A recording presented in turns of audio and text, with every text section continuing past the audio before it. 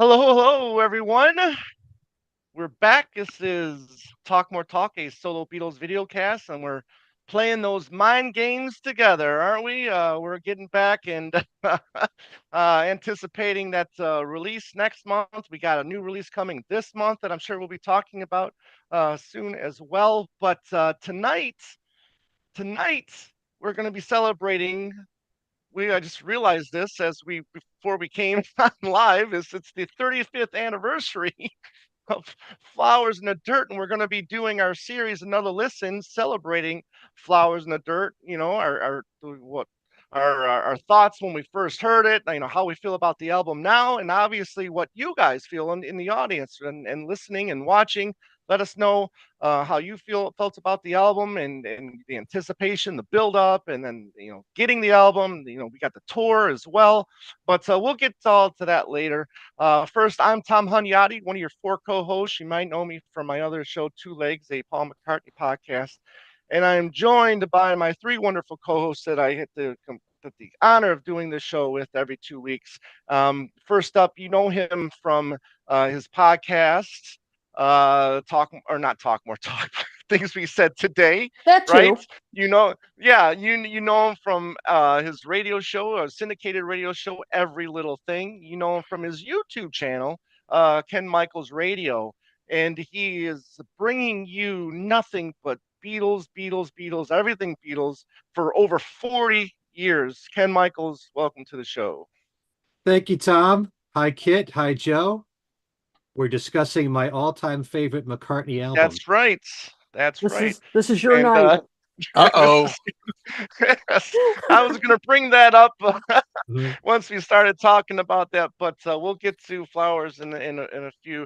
Next up is Joe Mayo. You know him for his YouTube channel, Mean Mr. Mayo, and so many different videos that he does. Wonderful videos, whether it's rant videos, record store videos, reviews of Beatles releases, unboxing releases of Beatles and solo Beatles rankings.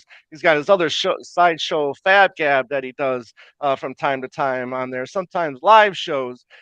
Does so many things on his YouTube channel, and it's a wonder he has a time to to join us on this. But anyways, Joe Mayo, how you doing, my friend? Hi, Tom. Doing good. Hello, Kit. Hello, Ken. Waiting to go here. Let's go.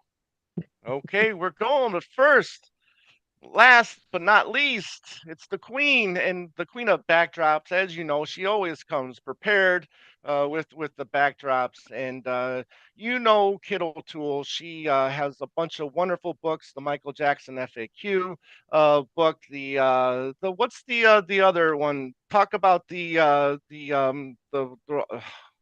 I can't talk right now, but get Which it to us. songs you were singing? Yes, Songs we were yeah, singing, songs guided we're tours of singing. the Thank Beatles, you. lesser Yes. known tracks. Yep.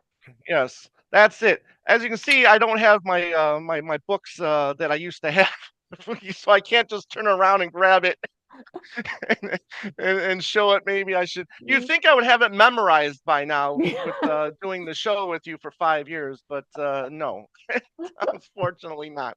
But the queen is everywhere, and she's also got another show called The Toppermost of the Poppermost, which she does all about the Beatles on the charts and all the contemporaries on the charts as well. A really really really fun show. Check it out. I think you'll really like it.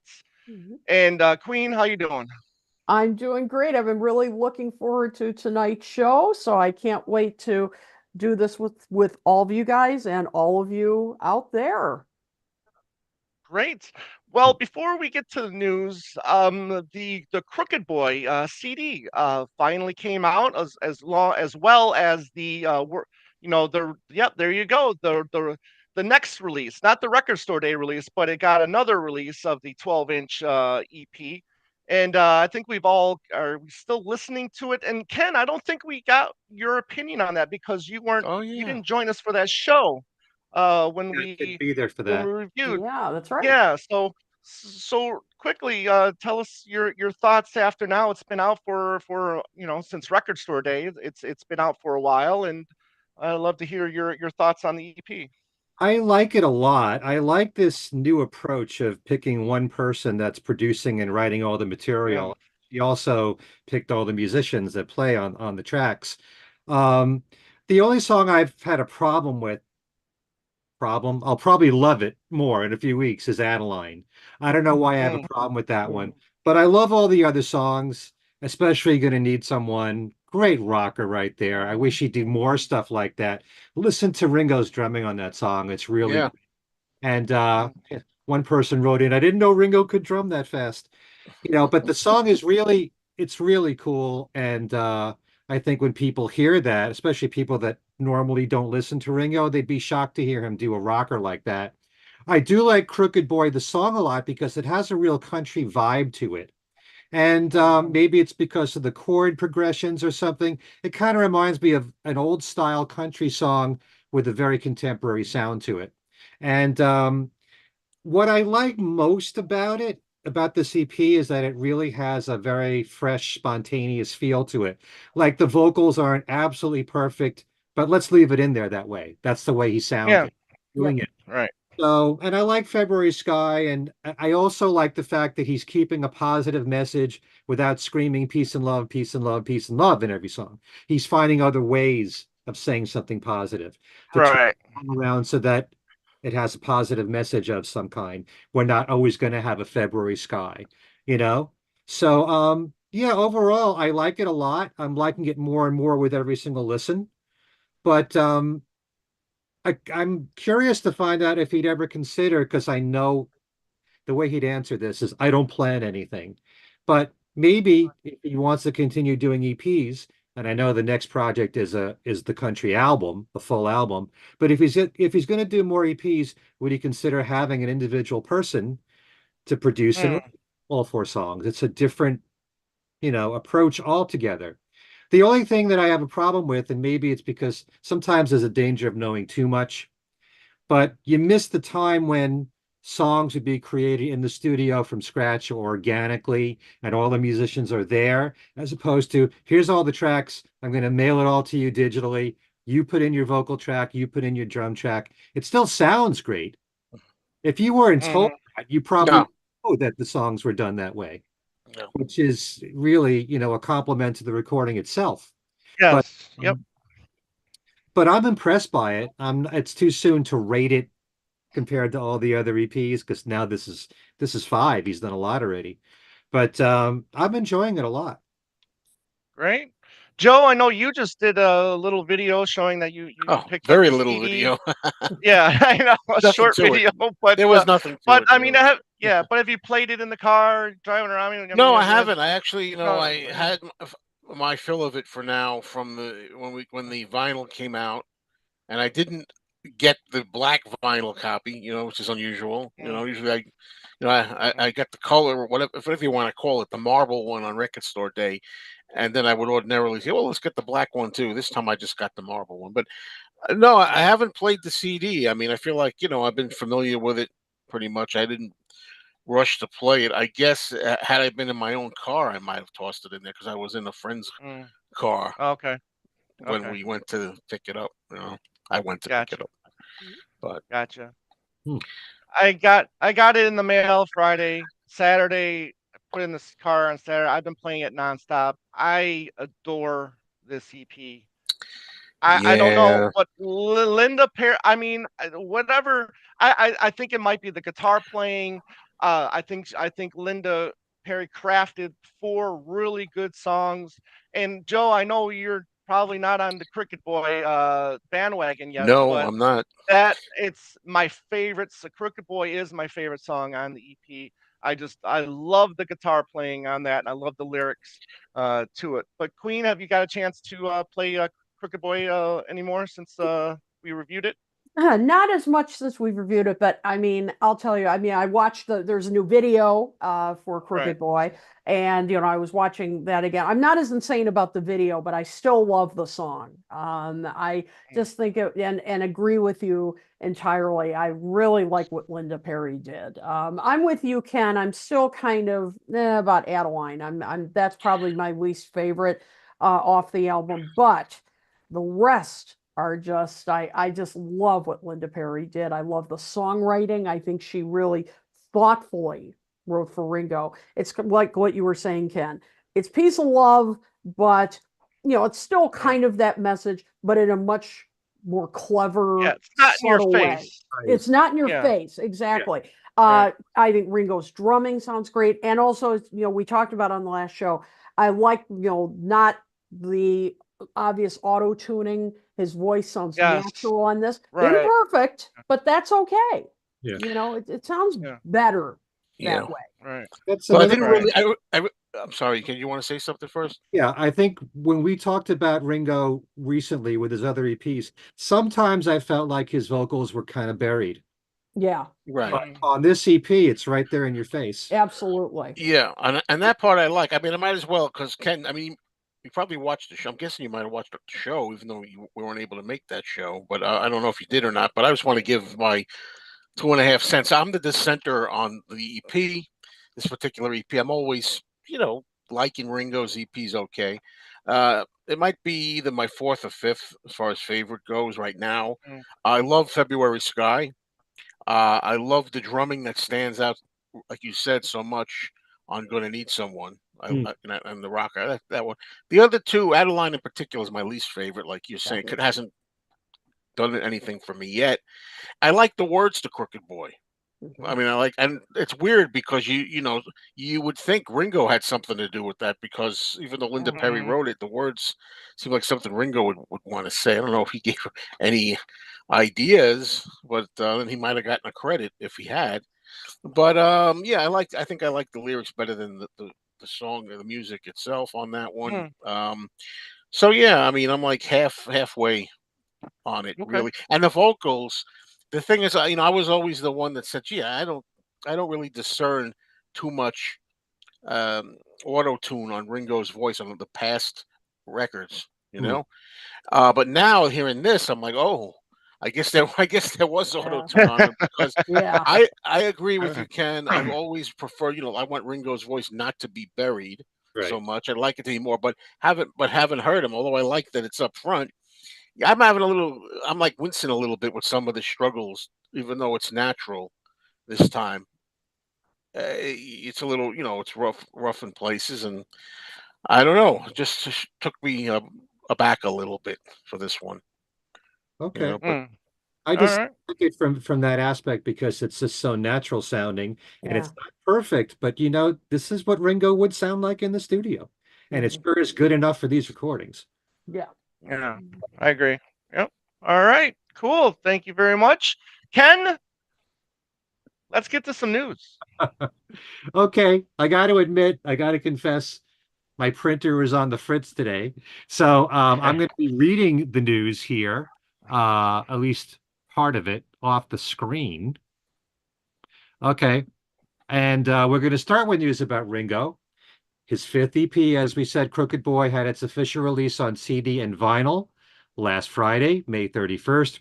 Ringo right now is in the middle of his latest tour with his all-star band, having played the first two of 12 shows on the tour, both at the Venetian in Las Vegas. And while in Las Vegas, he and the All-Stars went to see the Beatles' Love at the Mirage Hotel. And he posed with the cast for a photo. Now, Love will be running its final shows, two of them on the same day. It's July the 6th. They're also talking about there being like a separate private show on July 7th, Mm. which is Ringo's birthday.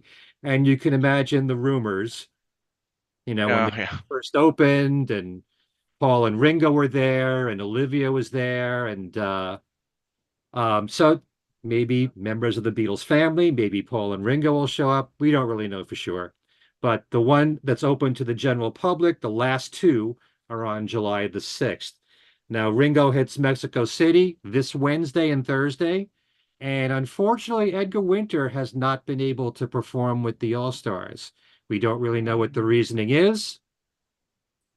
Probably from some kind of illness. We don't really know. Ringo has teamed up with Fandium.com for a contest in which you and a guest can meet Ringo in Los Angeles on his birthday, July the 7th, for his annual Peace and Love event. Ringo is asking that you make a donation to his charity called the Lotus Foundation, which helps to advance social welfare in diverse areas. But you don't have to make a donation to enter the contest. In addition to meeting Ringo, you can have a picture taken with him. It includes round-trip airfare for two, plus hotel accommodations for 2 nights in Los Angeles, two very limited edition Ringo Starr Peace and Love birthday t-shirts, two Ringo Starr Peace and Love birthday bracelets, and dinner for two at a popular Los Angeles restaurant. The contest for this ends on June the 28th. And Kit, remind me, I have a link for people to click on, which we can put in the description box if they want to enter this contest. Okay. I was thinking of almost thinking of doing that. Nothing wrong with making a good donation to help anyway, whether you Yeah. win or lose. But Yes. the more you donate, the more you get the entries you get in there. Sure. But like if there's, I don't remember what it was now. I thought it was like $500 is 10,000 entries. No, I think the lowest is 10, and I think it's in increments of 10, if I'm Oh, I read it wrong. saying. Mhm. Yeah. Mhm. But folks at home, you can click on the link and find out for yourself. Yep. Okay, I have time to think about it yet. I guess it's the 28th. Put it off like everything else. All right, Paul McCartney was in London on May 23rd to present Bruce Springsteen with the Ivor Novello Award. And at the ceremony, Paul joked that there were other artists more deserving of this Lifetime Achievement Award. He said, like Bruce's concerts, I'm going to keep this brief. I couldn't think of a more fitting recipient, except maybe Bob Dylan or Paul Simon or Billy Joel or Beyonce or Taylor Swift. The list goes on. Paul added he's known as the American working man, but he admits he's never worked a day in his life. Springsteen is the first international artist to be awarded a fellowship by the Ivors Academy, a British association for songwriters and composers. Now, Paul has allowed his UK hit song, We All Stand Together, to be used in a promotional film for the International Paralympic Committee. The song originally was used in the animated short of Rupert the Bear and was a top 3 smash in the UK in 1984, with George Martin producing the record. This is being used to start its 100-day race, which actually started on May 20th, to the opening ceremony in Paris in August. IPC President Andrew Parsons told the Associated Press, Sir Paul really understands what we stand for as a movement, and he was so generous to us. He was not difficult to convince. It was something that came very naturally. Okay, a blue plaque ceremony commemorating the life of George Harrison was just unveiled at George's childhood home at 12 Arnold Grove in Wavertree. The first of its kind outside London. Olivia Harrison was there to reveal the tribute and call George's home a source of family pride. Commemorative blue plaques began as a London scheme back in the 1860s and have been run by English Heritage since 1986. Initially limited to the capital, they inspired spin-off blue plaque schemes across the country, but official blue plaques are now expanding nationwide by inviting members of the public to submit nominations until July the 19th.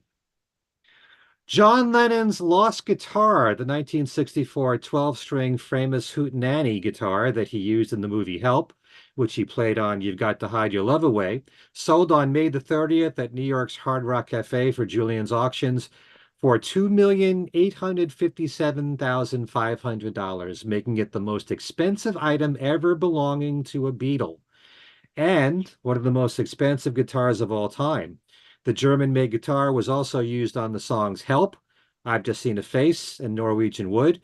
John gave the guitar to Gordon Waller of the duo Peter and Gordon, and after that it ended up in the hands of a manager who stashed it in an attic for several decades. Of course. I just don't get the people that know they have something historic like that, and they just, oh, I'm just gonna put it in a bread box or they're always the attic, or Check your attics, everybody. unbelievable. I would be polishing that thing every day since I was given it, you know. Probably one of the tender memories attached to it, just laying up there in the attic. All right, big news announced a few days ago that Mercury Studios have announced a new documentary called 1 to 1. John and Yoko, which features performances from the historic one-to-one benefit concerts at New York's Madison Square Garden, the only complete concert John gave in his solo career. It will feature remixed concert audio from Sean Ono Lennon, along with newly transferred and restored footage, as well as a wealth of previously unseen and unheard personal archives, such as phone calls and home movies recorded and filmed by John and Yoko themselves. Directed by Kevin McDonald, known for his work as a writer, producer, and director for films such as One Day in September, Touching the Void, Life in a Day, and recently Whitney, the Whitney Houston film, and Marley for Bob Marley. He says, I wanted to make a film that surprises and delights even the most dedicated Lennon and Ono fans by focusing on one transformative period in their lives and telling the tale through their own words, images, and music. Built around the beautiful 16 millimeter film footage of the only full-length concert John gave after leaving the Beatles, I hope the film will introduce the audience to a more intimate version of John and Yoko, while also reflecting their politically radical and experimental sides. And Sean says that Kevin's documentary brings completely fresh insight into my parents' lives during their Bank Street and early New York years, showing firsthand their unwavering dedication to promoting peace and nonviolence during a turbulent era of unrest, corruption, and unnecessary war. This is really exciting news for all of us, although there's no release date that's been given on this so far, and there's no news about a separate audio release of any kind, which Right. we hope there will be. I'd like to think they're Yeah. going to do it eventually, as like something, the whole concert, the whole thing, not just clips. Yeah. And maybe they're still using that if they ultimately put out sometime in New York City as an enticement.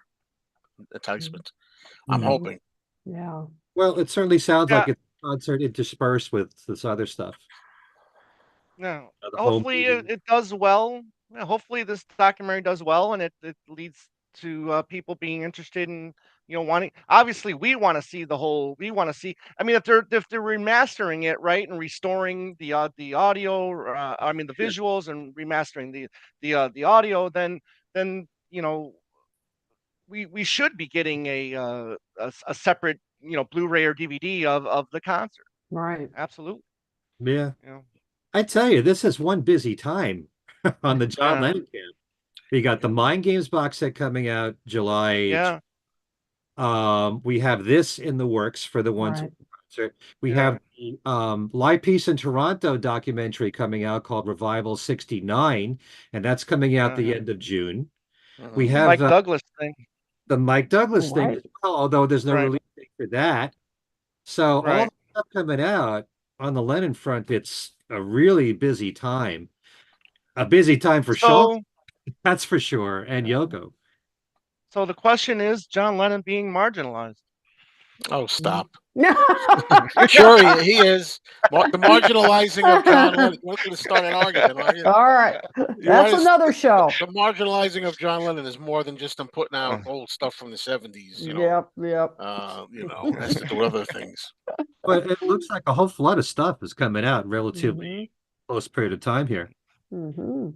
There's a brand new 1 minute TV commercial for the Hard Rock and their new loyalty program, Unity, which uses the Beatles song Come Together. It features John Legend, Shakira, global football sensation Lionel Messi, and multi-platinum selling songwriter Noah Kahan, who sings the Beatles song. It's the first in a campaign combining entertainment and sports stars to advertise the product. Julian Lennon will have a new photography exhibition of his work called Whispers, a Julian Lennon retrospective in Venice, Italy this summer, which takes place at L'Estance della Fotografia from August 28th through November the 24th. James McCartney has just released yet but another new song. This one's called Nothing, follows the songs Beautiful and the song that he wrote with Sean Lennon called Primrose Hill. Last we heard, he was due out to have an EP with David Kahn as a producer. I had Hold on. heard, but I want to interject something? This reminds me something about James. yeah. I haven't heard anything by James, believe it or not. And one time I was listening to your show recently, an older show of Every Little Thing, and I forget what the theme or whatever you were playing was, and I started hearing this song. I said, "This is not bad." I thought whatever song it was, I thought it might have been a female, and I'm thinking Okay. that then you say it's James McCartney. I'm saying, "Oh, I like that song." I mean, Mhm. I don't Well, remember what it was. I like a lot of his music. I think the one thing for anyone that still hasn't checked out James, not only are his songs really very melodic, he's got one powerful voice. Mhm. And there are times when he's strong in a very high register. You'd be very surprised how really good a vocalist he is on his songs. I think they're really well crafted, his songs. I wish he'd be given a chance. I could say that about Julian and Sean and Danny. Mhm. But yeah, check out James's stuff. You could just go on YouTube and check out these songs, the new ones and older ones. Mhm. Mhm. And Um, that's why his show is called Every Little Thing. Every That's little right. thing. Family Too. Just released in the UK is a new book by guitarist Earl Slick, which is called Guitar. The book is an autobiography for the musician who's best known as a sideman for David Bowie. It also covers, well, his entire career and working with John and Yoko on the Double Fantasy sessions. Our good friend Jeff Slate has co-written the book with Earl.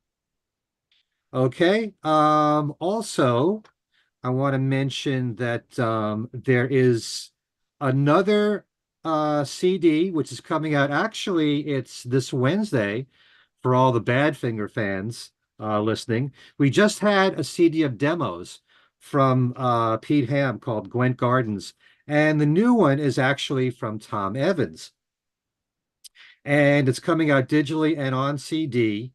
Um, and it's called I Am Myself. It's actually coming out, as I said, this Wednesday, which would have been Tom's 77th birthday. It's from the same record company that put out the Pete Ham demos, Y&T, which stands for Yesterday and Today. It includes 21 original unadorned demo recordings approved by the Evans estate, and it's a one-time pressing of 1,000 copies. It comes in a beautiful digipack and art print with a rare early photo of Tom. So actually, I believe this is just a CD. I shouldn't have said digital. It's also available to order on Amazon and most online stores, and it will be available on all streaming platforms. So if you love, especially those demos from Pete Ham were wonderful. I'm looking forward to listening to Tom Evans, the new CD. Again, it's called I Am Myself, coming out this Wednesday. Apple Music just came out with a list of their top 100 albums of all time. Only two Beatles albums made the list. Can you believe this? It's an Re- interesting list. Revolver was at 21 and Abbey Road at number 3. Sergeant Pepper wasn't anywhere in the top. Yeah, it's a strange list. I don't pay those anymore. Abbey Road, Mhm. or any of the great solo albums. Actually, I'm actually fine with other albums being given a chance over Sergeant Pepper these last, But not 20 even years in or so. 100, Mhm. 100 albums. Yeah. No, I get it. I get it. Listen, again, this is why people love and hate these lists because, Yeah. it just stirs all these conversations. But again, I mean, what for 20 plus years, Sergeant Pepper got, all the love. I mean, I'm Mhm. happy now that, these other albums are Yeah, getting but if love they're as just well. going to Not do it that they just to haven't. be different, that it's Right. like, well, Yeah. maybe Sergeant Pepper was the best Mm, rock album ever made, but it's been so many years now. right. Let's put Kanye Yeah. West in there. I'm just I don't know. I'm Well, just naming something. I don't know what it was. the number one album was Something The I remember. Education of Lauryn Hill from Lauryn Hill. I'm okay with it being top 100, but Yeah. not number one. Yeah, I disagree with that. The number Everybody knows number one's Bad Boy, Ringo's album. Yep. That's my favorite. I love that album though. What was number two? two was Michael Jackson's Thriller. Thriller. Well, We all know that Right. Michael Jackson's way up there because of yeah, look. damn right. That's Mm. what it is. And as you can all tell, I'm totally unaffected by this list. Yes. All right. Uh, In two major passings. Actually, there were several that I missed the last time out, but I'll just keep this brief. The death of Richard Sherman Now, this is something that's kind of near and dear to me. Along with his brother Robert, wrote the music of many Disney films like Mary Poppins, Chitty Chitty Bang Bang, and The Jungle Book, and also It's a Small World After All. You might say, what does he have to do with the Beatles? Do any of you know? What does he have to do with the Beatles? Okay, well, he also wrote a song with his brother that was a top 10 hit in 1960, which Ringo covered and had a #1 hit with You're 16. Oh, So there you go. I mean, oftentimes I marvel at the fact that the same guy who wrote Helter Skelter also wrote We All Stand Together and Mhm. Mary Had a Little Lamb. Well, the same guy that wrote You're 16 also wrote Supercalifragilisticexpialidocious. well, I could see that. That's what I call versatility. That's right.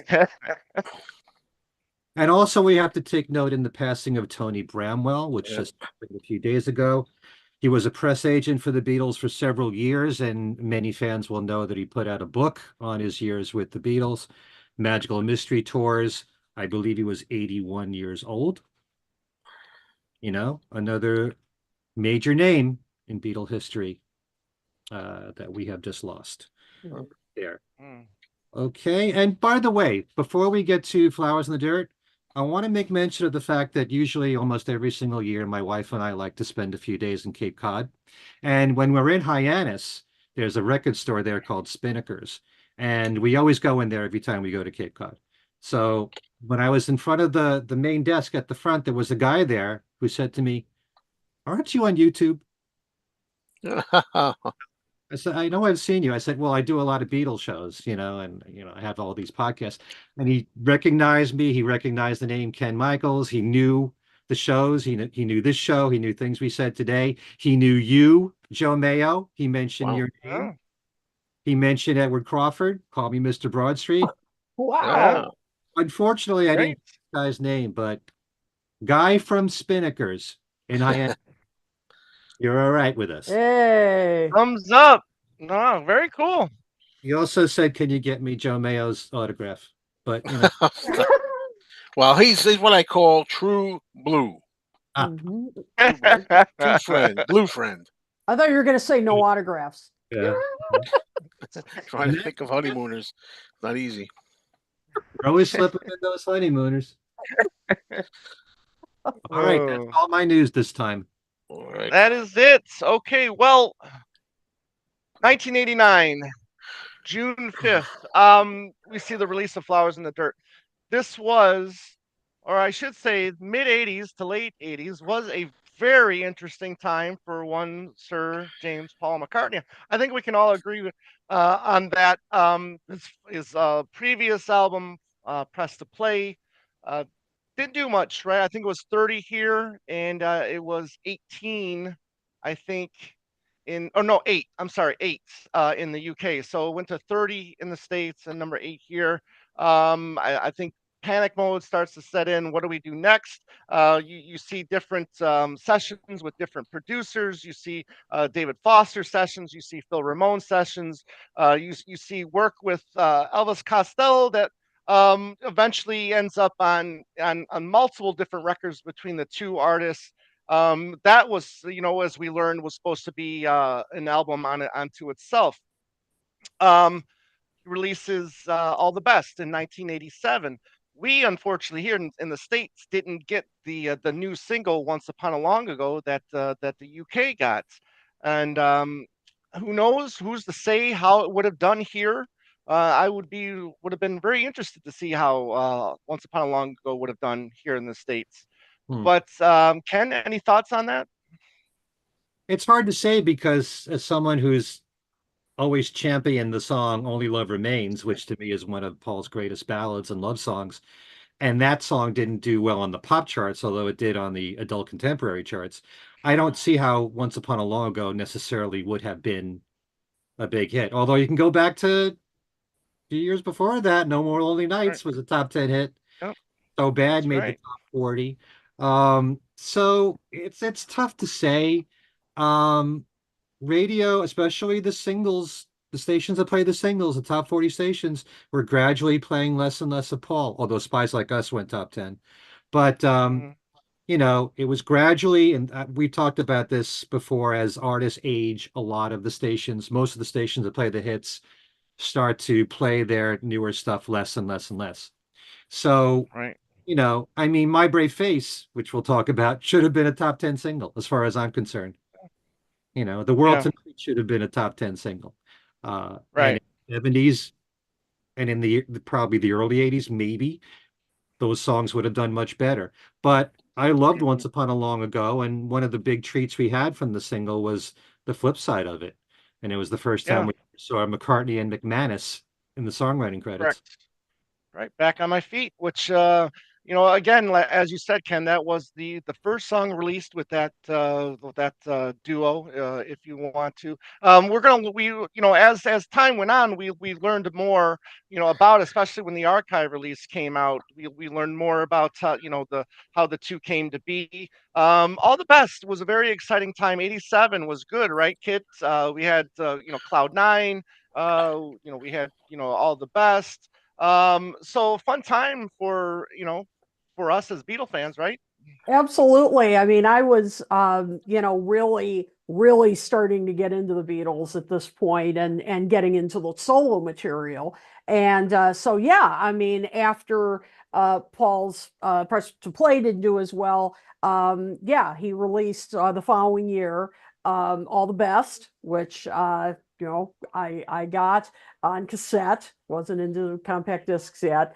And then, yeah, we had Cloud 9. And so but then, there was starting to be this buzzing about, Paul going back in the studio and working on new material. And but Hmm. it's funny, we were talking about this before we went on the air. The talk about, Paul kind of getting older, and Hmm. where was he going to fit in the new, contemporary pop landscape? And, was he kind of over the hill? He was 45, 46. I mean, when I look at it now, it's hilarious. I mean, but I remember that was a big conversation in the music world. It was kind of like, well, Yeah. he's kind of getting over the hill. For God's sake. I mean, you He know, was very, I mean, he was letting his hair gray, right? He was yep. very salt and pepperish in a way. So it was very noticeable. I mean, you can also tell with people's eyes too, Yeah, little yeah, little crinkling on the crinkle, sides there, little wrinkle yeah, lines. Yeah, He yeah, had exactly. those even yeah, when he was in his 20s. I noticed them yeah, Yeah, sometimes. yeah, that's right, but right, this was yeah, a big conversation at the Yeah. time. It was, right. well, and he was, still smarting from Press to Play's, lack of success in the States. And so it was, how is he going to sort of, in a way, reinvent himself? Hmm. Well, Hmm. you know Joe, something, oh, go ahead, Ken. can I Go ahead. just say, rock and rolls, really became popular in the 50s. And it was always everyone's assumption. Every rock artist was treated like you're going to be big for a few years and that's it. Like almost everyone has a few minutes of fame, with the few exceptions of an Elvis Presley. And even the Beatles themselves, we've talked about this before. There's the famous interview with them where they're talking about, what are they going to do later on after the Beatles, and Ringo's going to be a hairdresser and all this, or John saying you could be big headed and think you're going to last for 5 years. That's how rock stars thought. That's how the industry thought. Nobody could project that the Beatles and the Stones and the Who and all these bands would be going on for decades and decades and decades. We didn't have that before. Yeah. You know? So now we take a look, and Paul and Ringo are touring, and the Stones are touring, and they're 80 years old plus. Nobody would have thought that back then. Paul has said, I used to think when I turned 30, that was old. And then I changed, and then I thought, well, when I'm 40, I'll be old. And now look, Hmm. it looks like he's never going to stop, and Ringo's never going to stop. So nobody Right. thought that way. This was a surprise that these artists would have this kind of longevity. And so many of the artists from the 60s, you know, Eric Clapton, Right. uh, Yeah. the fact that they've been around this long, nobody would have predicted that in the 60s, you know. Mm. That's true. Gotcha. Yeah. Joe, I mean, I know your opinion on Press to Play. Next year he releases the All the Best. Talk about do you find All the Best a worthy compilation? And were you hopeful that a new album, or when we did get a new album, would be a maybe more liking to your ears? For me, a press to play, I think, is going to go up a notch for me now and replace Egypt Station, which I just revisited. But that's time for another discussion. But anyway, yeah, I was disappointed with press to play, and I guess this is the time for. Can I just like go off on a tangent here a little bit because I know this is going to come up. We've been through this before, and I know this is very controversial. But it's not just my opinion; other people share that, and I was reading about it at the time. After Broad Street, it seemed like Paul kind of like was having a little bit of trouble compared to how he usually was received a lot. All of a sudden, it wasn't like I don't know, tug of war and a number one with Ebony and Ivory, and then a number one with Say Say Say. He started to have some, I don't know if you'd call it problems. He just all of a sudden wasn't out there with as big a hit as he'd had. It was kind of strange, I felt, and I liked Spies Like Us. I liked that single, and I Mm. actually like very much Once Upon a Long Ago and Back on My Feet, which is my favorite of the Elvis Costello collaborations with Paul. And I got it on the 12-inch single at the time. But as far as all the best, I don't remember that for me making even a blip to me. At the time, I know he was big for the Kit, right, and Tom, but to me, it Yep. was just something to collect. Just another one to put in the collection. And there was a difference in the tracks between the UK and Yep. the US. Yes. As far as then we didn't talk anything about the Russian album, right? The the, Not the, yet. Not yet. the rock and roll album, and I just Mm, like I felt like, and this is how I say it, he was trying to find his way again. Now he was still Yeah. working, he was still always doing something, and I liked much of what he was doing. As I said, some of those singles and B mm-hmm. sides and everything. But I'm like, I didn't know like what kind of album is he going to come out with next of his own original material. I didn't know, and when we finally got Flowers in the Dirt, which we'll maybe talk about a little more, our feelings on it later. I thought he's on the right path, is what I felt at the time. And Right. that's that. Yeah, and I was going to mention that too. It's just like it seemed like a lot of times where Paul maybe, I'm not going to say lost or whatever like that, or maybe he always seems to return to the classics, the 50s, early 60s songs, and kind of almost like Let It Be. I mean, they performed a lot of those tracks. I mean, the Russian album performs a lot of those tracks. Run Devil Run. So he seems like every so often he returns to that music, which I think is great. I think he does a great job, and obviously he loves those tracks to maybe feel like it's getting him back on track again. So if you thought New had a lot of producers, hold on, because Flowers in the Dirt, I think it doubles New. So produced by McCartney, Elvis Costello, Mitchell Froome, Neil Dorsman, David Foster, which that goes back to what a Mm. lineup this is. Yeah, Mhm. 84. Dave Dave Maddox from Fairport Convention fame, and then Yeah. David Gilmour. Mhm. And that's a trio right there, my friends. They Mm. do where we got married, they do I Love This House, and they do Lindiana. So we got married gets brought over from those sessions. Then we also have Trevor Horn, Steve Lipson, Chris Hughes, and Ross Cullum. So it's quite a lot of collaborators. I mean, a few Trevor Horn, Lipton, Chris Hughes, Ross Cullum. I mean, they're working with. Again, we talk about the hit producers, Mm. of those time. I mean, that bunch is, even and Costello. I mean, Costello was still pretty hip, I think, at that time as well. So working with him, I think, kind of is maybe igniting a little spark, right? There's the similarities of working with Lennon that we've learned later. how they would, sit across from each other, learning new songs. So that, I think the help, it was a maybe a factor. Then we get the lead single in May of 1989. And Joe, I'm gonna start with you. My brave face. Do you remember the first time hearing this track and uh, Yeah. the excitement level with Yeah, I this? was very excited because, again, kind of like what I said, it just had felt to me personally at the time that he was kind of like not being as popular or out there as I used to him being prior to, say, Broad Street or something.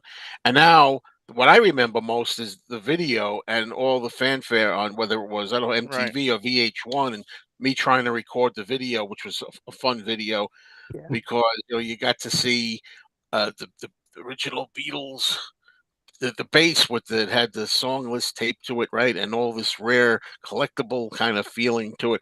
I love the video. The song, though, I've said this before. I don't know. I'm again in a minority with this. It's not bad. It's good. I just I prefer. I say this for a reason. This one a lot more, and I say that only because for me, I would have preferred that was the first single. I don't know if it would have made a difference or not. There's no telling about that. But I don't know what it was. It certainly was a feeling that it was exciting and Paul's back kind of thing. When I brought the album to a friend of mine who was like he'd written Paul off, actually, and he said, "Ah, he's back." I'll never forget. That's what he said in his words. Uh, but anyway, that's without going into the whole album yet. The single, yeah, I could get the excitement out of it, and I was thrilled about it. I didn't love it, but I was happy, and I knew plus he was going to tour. Mhm. And, Hmm. he said in an interview somewhere, but many interviews, I think he said, I probably put a little more effort this time because we're going to go on tour this Sure. time.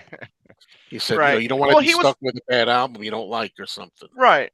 Yeah, he had talked about that in interviews, especially in the UK around there in the mid '80s, where the interviewer was like, "Oh, touring again," and it's like, "Yeah, but I want to get behind a good album first. I want to put out a good album." Yeah. So The All take right. right there. yeah, And yeah, that great yeah, video put it yeah, there, Yeah. which yeah. was, rehearsing right for the tour and doing some numbers for the tour. It was Put It There, right? That was the name of it. Oh, Uh, Oh, oh yeah, the that Yeah. that video. Yes. VHS VHS. Yeah, I have VHS that. video Yeah. cassette that I got it like that, on a VHS cassette, and just had them doing like "Fool on the Hill" and all the things they were going to do. So the Right, reason I'm saying this right. is because there's so much excitement going around, and this might be just a good time to say I was in Manhattan. Well, I guess this is later on. This might be August or something. I don't want to get ahead of it. I kind of am, but he was going to do the Lyceum Theater. He was Mhm. going to be playing a little gig at the Lyceum Theater, and I happened to be in Manhattan then, which I never really was that often. And I was in a record store, and I heard this news, so I ran over there in a taxi or whatnot, and I didn't make it because they were only taking a certain amount of people on the line to see him. Mm, But that was a good period in my life. 1989, and Ringo was going to tour for the first time, right. and I was just doing very, very well at that time, feeling well, a lot of good things, so it was a good time. Cool. Ken Michaels is someone that was hosting a Beatles radio show. Mhm. The excitement of getting new Paul material. I mean, obviously, you probably got to play. You probably got a bootleg copy of the or not, or maybe an import copy of Once Upon a Long Ago. I would imagine maybe you were able to play that then. But the excitement of getting new Paul material in '89 and a good track at that to Uh, play on a radio show. Once upon a long ago, I'm pretty sure I just got the import 12-inch when it came Yeah, out. Because there right. was a store that that advertised on my show, and I would give away prizes from that store. And as soon as they got something new, there was an import. And that was also the time between press to play, where there was a lot of 12 inches that came out, Yeah. had a lot of bonus material. So I'd be on top of that stuff. I don't remember getting a bootleg of Once Upon a Long Ago, but I would get the import as it came out. And I had a certain legion of fans that were really into the new stuff and always requested it every single week. the same people all the time, and they were pretty excited. Especially, I remember a lot of excitement about Press to Play on my show. I didn't hear all the negative stuff about Press to Play when that came out. Uh, but Flowers in the Dirt, yeah, and the radio station I was on played several tracks from it, not too heavily, but My Brave Face certainly, and We Got Married, we played. You Want Her Too, we played because of the Elvis Costello duet in there. Figure of Eight, we played.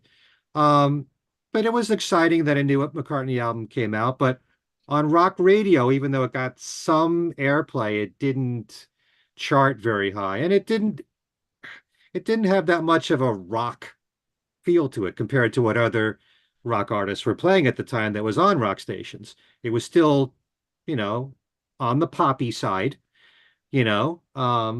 Bear in mind, when I worked at WDHA, which is the rock station that I did my show when I first started, the first commercial station, they were also playing what was then considered rock, like Huey Lewis and the News, and Right. notes. And rock stations now wouldn't touch those artists. That would be on another format, like classic hits or something.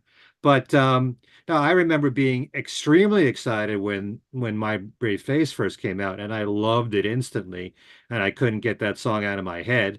And just to start off immediately with the chorus, kind of like Can't Buy Me Love, it just stayed in your head, this song over and over, and all the great harmonic work in that song really impressed me. So, yeah, I loved it as a single. I also loved Press as a single. I couldn't understand why that didn't do that well. Um, so yeah, that was my initial feeling about Flowers in the Dirt. But we'll talk more and more about why I love that Yep. album later Yes. on. Yep. Okay. Queen, you and I, I guess you can call us the MTV generation, if you will. I remember the excitement of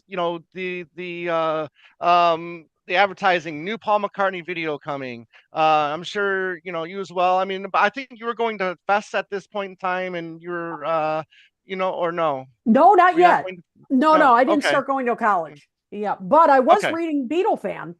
I Beatle was fan. reading Okay. Beatle Fan, and they were really hyping the whole thing about Elvis Costello and Paul working together on this album. And I was just starting to get into Elvis Costello, and so I was really excited that the two were working together. That was really being hyped at the time that this album was coming out. And so, then they said, first single that's going to come out is this, My Brave Face with Paul and this is one of the Paul and Elvis songs, And so, and Astro Jer mentioned in the comments that he thinks that My Brave Face was the first and maybe only song that was where the video was played on MTV, that the rest of them pretty much only played on VH1. That may be right, Hmm. because I remember seeing like this one and all more on VH1 than Yeah. MTV.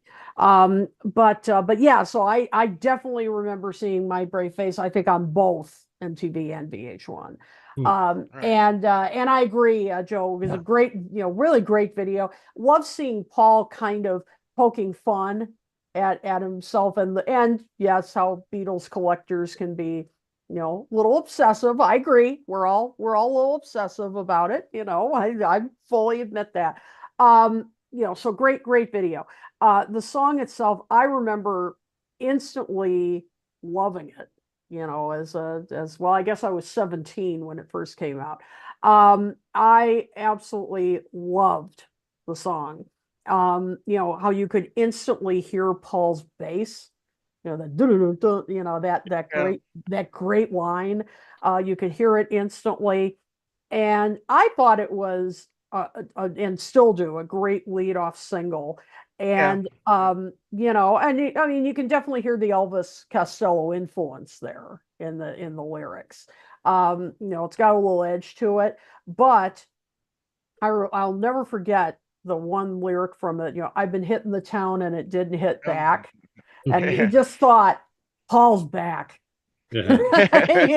It just Yeah. sounded great. I mean, he just sounded like, this is a guy that he's coming back. He's back in form. Well, yeah, we're no, well, yeah, say no more because we're gonna get into that because over the last few decades, I've been hearing two different perspectives Yes. on whether it's people want to call it a comeback or return to form, and we're going to talk about Yeah. that in a little bit. But love the the song. video, the video is fantastic. I loved all the This is the height of my my Beatle fandom, and I just loved all the clips of past years of McCartney, Wings and Beatles in there, and I love the whole collecting aspect of the video as well. And then you just see him in there. He's like, oh, at the end of it, He turns like around. that. Yeah. What's the big deal? But the album released a month later, and it's getting very favorable reviews. Okay, I think Q, Rolling Stone, Los Angeles Times, they gave it 4 out of 5 stars. Everybody is giving it favorable reviews. So then that asks the question: why are we doing this with another listen? Right? I mean, if this was so favorable, why are we looking back at it? Well, like I said, it only went to Tony 1 on the album charts, which, again, a little bit better than Press to Play, but for McCartney, I guess you got to say that this is kind of a little bit of a failure. Or is it just not connecting with younger audiences, Ken? Well, in a way, it's even more shocking that this album only went as high as number 21 when you consider the fact that he toured with it. He Mhm. really fully promoted the album with a tour and did a handful of songs there, not just, one or two songs. And it is true. Well, when you talk about connecting with young audiences, if radio stations who have a young audience as their demographic aren't playing it, how can a young audience even judge the music? So it's not being programmed to them. This is a long conversation that we can have about Yeah. so many artists who are veterans, who you think are still putting out high caliber music, but their music isn't programmed to the young public that make up most of the buying public. So it's not just Paul McCartney. It's you could be a big Elton John fan and think he's put out some great albums in recent years, or Eric Clapton or Rod Stewart or any of those people. But if it's not being played to young people, if it finds some audience on some format of radio, it'll still do okay, but nothing like what his record sales used to be. I mean, I don't Right. understand why Flowers in the Dirt didn't do as well as, say, Tug of War. Tug of War was a decent selling album, Yeah. but most of McCartney's albums in the last, well, ever since maybe even Tug of War, haven't sold in quantity. They've charted high, but they haven't had staying power. And that's mainly because their music hasn't been programmed to young people. Mhm. But is this pop or is it rock? I mean, I can understand maybe rock radio stations not playing this, and I do remember hearing it on a few classic rock. I remember hearing My Brave Face on a few classic rock stations. I don't recall hearing it on any like pop radio stations Wow. that were playing all the big acts at that time, the Bobby Browns, the Janet Jacksons, the Madonnas, Fine Young Cannibals, all those acts that were having success. He wasn't played So on those stations. Those are yeah, the top 40 right, stations, what we Yeah. call right, contemporary hit radio. And that's the problem. He could be played on adult contemporary stations. He could be played somewhat on right. classic rock stations. That's mostly out of respect because he's Paul McCartney. And they'll initially play something for a few weeks and then let the album die. And that's usually what happens all the time. There was one interview that Paul gave. I'm trying to remember which album it was. It might have been Memory Almost Full. And he went to New York City. He went on WPLJ, which plays all the current hits. He shows up, does an interview. They're talking about the new album. And as he's leaving, that was great. Now here's Paul with Listen to What the Man Said. So here he is Ouch. promoting the new record, and it's tough to compete with your past. Mhm. Right. Joe, Yeah. Yeah. Joe, I mean, talk about, I mean, were you a radio guy back then? Were you listening to a lot of radio, and do you Yeah. recall hearing songs from the album on the radio? Um, I mean, I just remember I heard My Brave Face on the radio. I remember that, hearing that. But for me, my memory is mostly seeing it on VH1, the video, Mm, a lot. And I was thinking, that seemed to be popular enough and played enough that I thought on the strength of that alone, the album might have done better. But maybe back then they were buying Mm, the single if they wanted, if they liked it. Still, I don't know. Um, yeah, I remember mostly the video in my memory of it, but I did hear it on the radio. I was listening to the radio, the not the oldies, just modern radio then, and I heard it. That's where I heard Tom Petty's "Full Moon Fever," and I was talking right. before we started. Edie Brickell's "What I Am" Yeah. was Right. played on the radio a lot, and I like that song.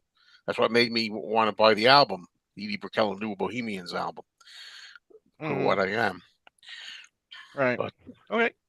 Queen, I know you're a big fan of other genres of music as well. I mean, what were your other tastes? I mean, obviously Michael Jackson, but I mean, what were your other tastes? What else were you listening to at in '89? And were you the only one in your circle that was really listening to McCartney? Yeah, I mean, I was probably in the minority, although I was trying to convert my friends at the time to to to Paul and George and everything. But oh yeah, I mean, I was listening to all different stuff at the time. I mean, I was listening to pop. I mean, obviously Michael, but I was listening. I mean, Janet Jackson, absolutely. I was listening to that stuff. I was listening to Tom Petty. I was listening to REM. I was a Mm, huge REM fan at I the remember time. hearing Orange Crush. Now that you mention it, that Yeah, album. yeah, Now that you yeah, mention it, Green. yeah, Yeah, yeah, yeah, Green. That was a big, and stand. I saw them live at the time. But Billy Joel, I was a huge Billy yeah. Joel fan. I was throughout the 80s. I mean, it was, but and saw him live in 89. Phil Collins.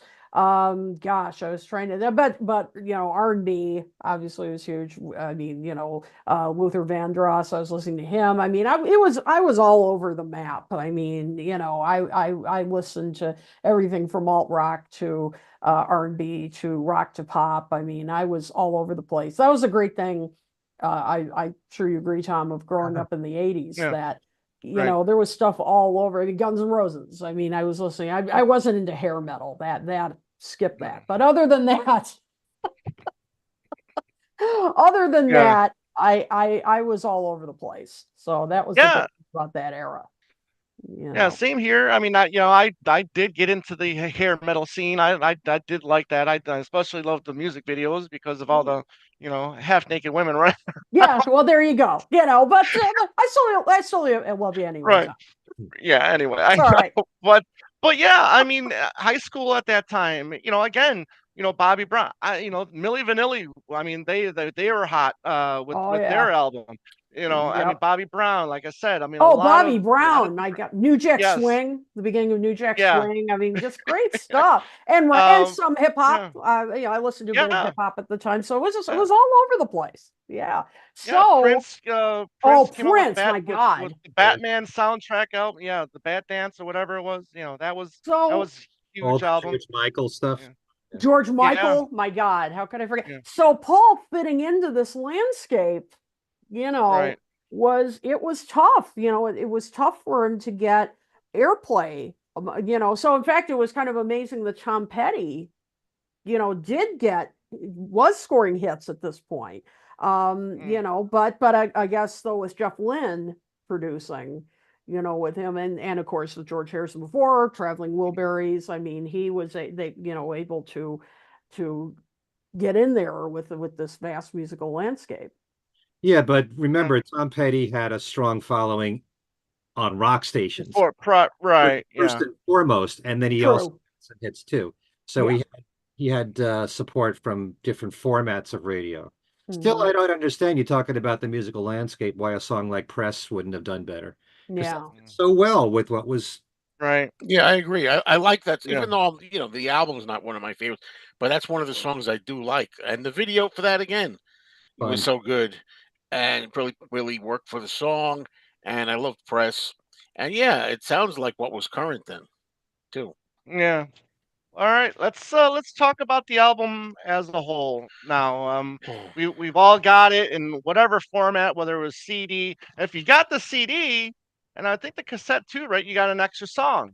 Well, back If then, I will say, back then I was mm, just really mm, well, I got into CDs in yeah, 1986, but by right. 89, I really wanted the CD. And my memory Mm, is back then the vinyl still was coming first. Like Mm. I got Right. to buy the vinyl just to hear it, but I don't want the vinyl. I want to get the Mhm. CD. But that still wasn't coming Right. out first. Mhm. That's my memory of that. Right. But the album as a whole, Ken Michaels, I mean, you've said countless times this is your favorite Paul McCartney It's been album. Now, did that take time over years? Was it instant? no, When it did took you? time.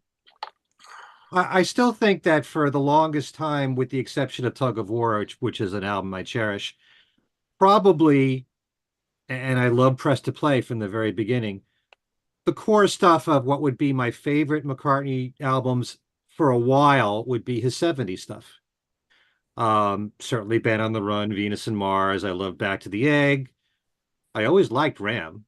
I never thought it was his best album, but I thought it was always a strong album. So, I had a whole decade there of a lot of great music from Paul. And Flowers in the Dirt I liked instantly, but it was never my favorite album until many years later.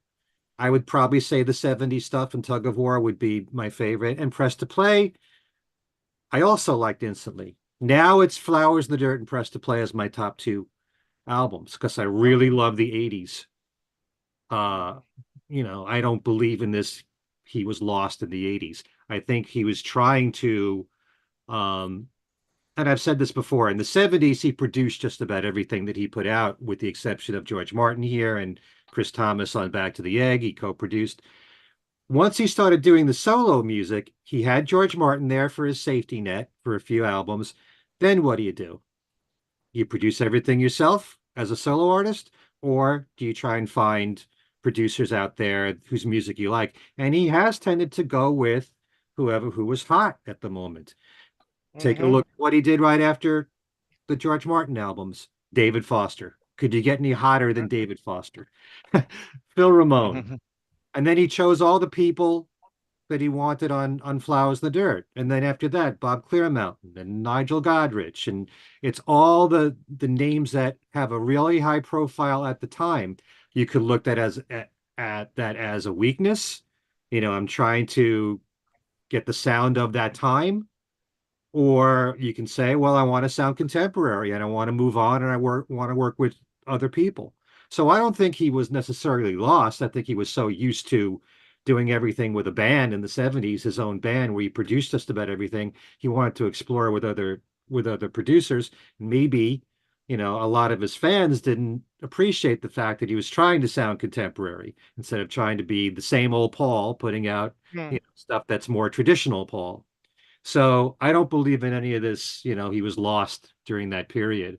Um, but I lost track of what I was going to talk about. You're lost. But I mean, yeah. But I want to know. I Very mean, easy for me to do that, by the way. right, Me right. too. But I mean, the songs themselves. I mean, just talk about some of the songs that made you realize that this was or is your favorite McCartney record.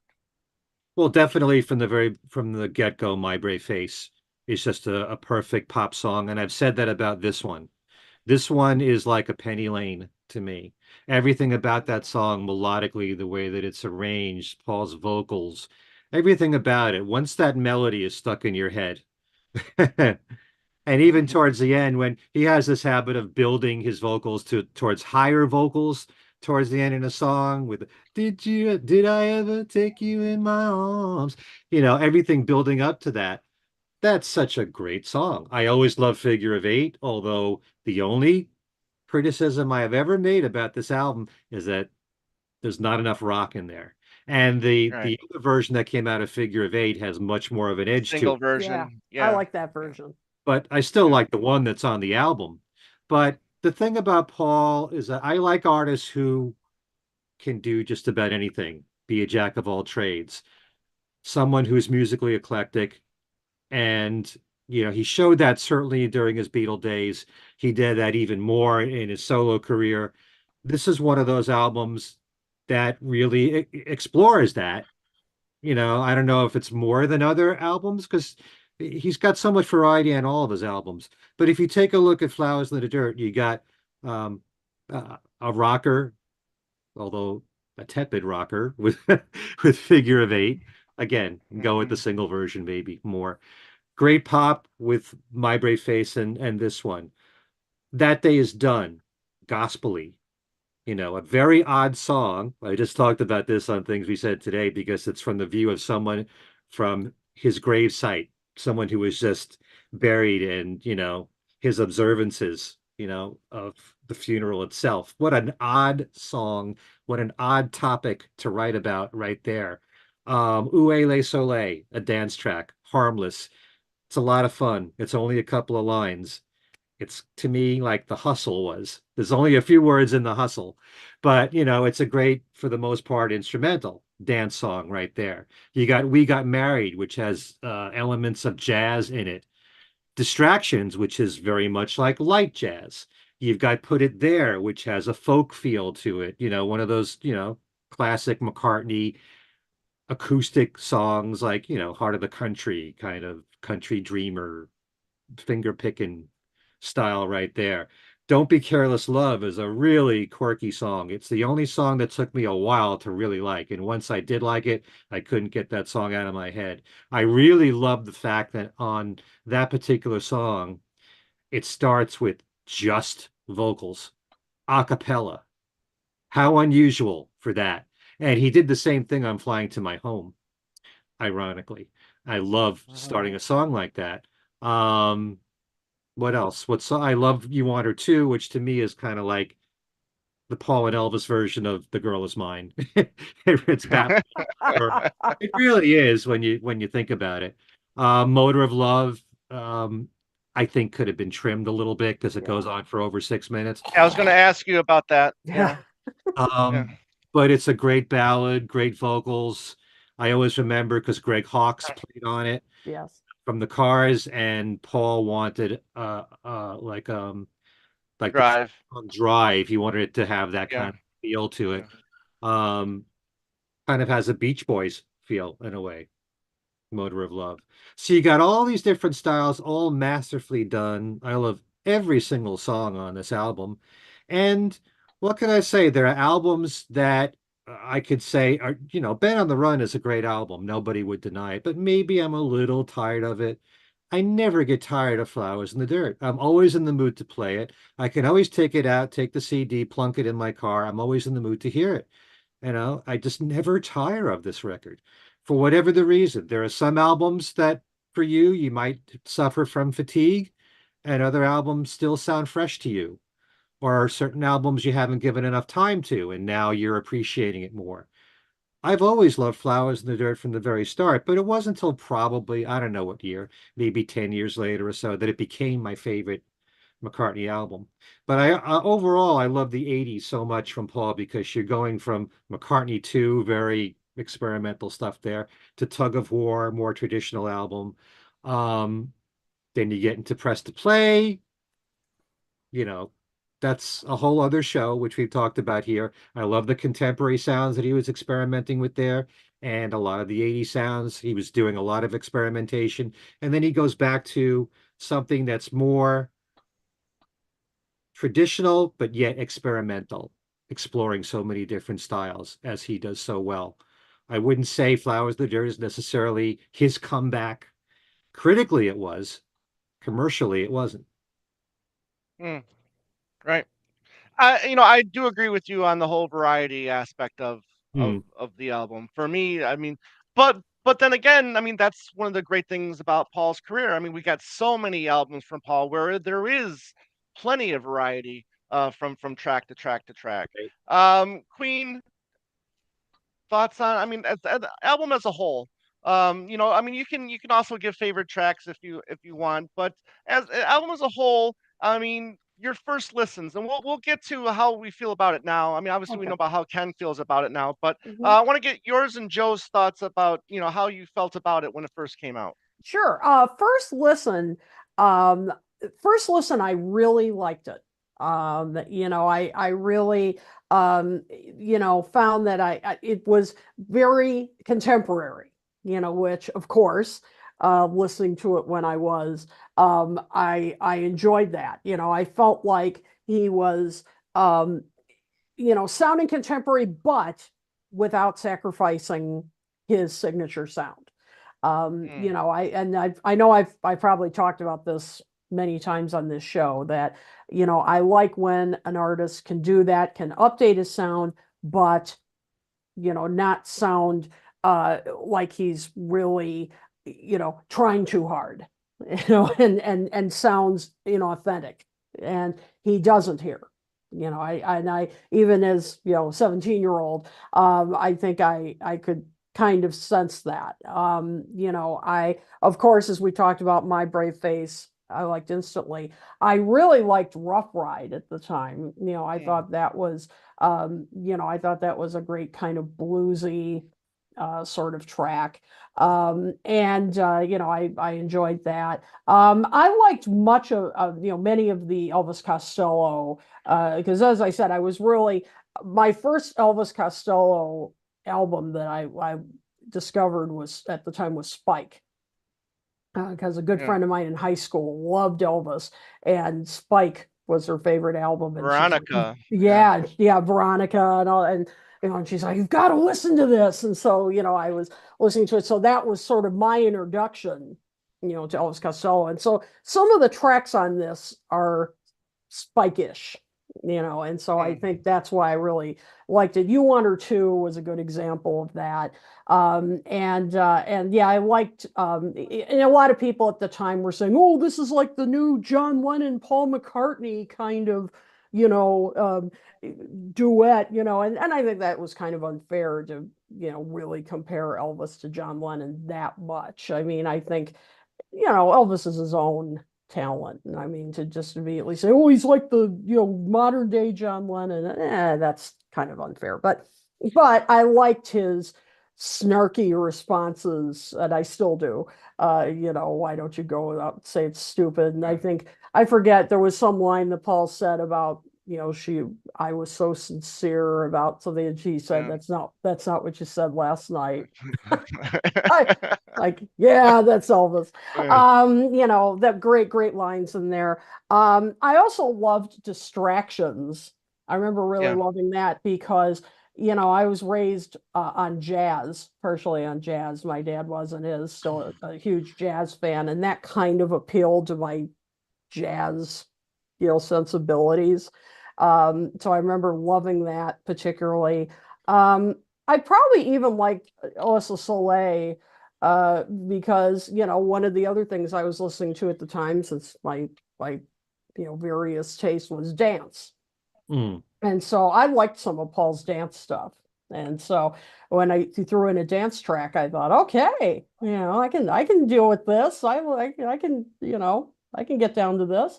And so so I liked the variety Mm. of the album, but I also liked We Got Married. I really like that song a lot. I mean, I like many of the ones you mentioned, Ken. I'm just pulling out a few here.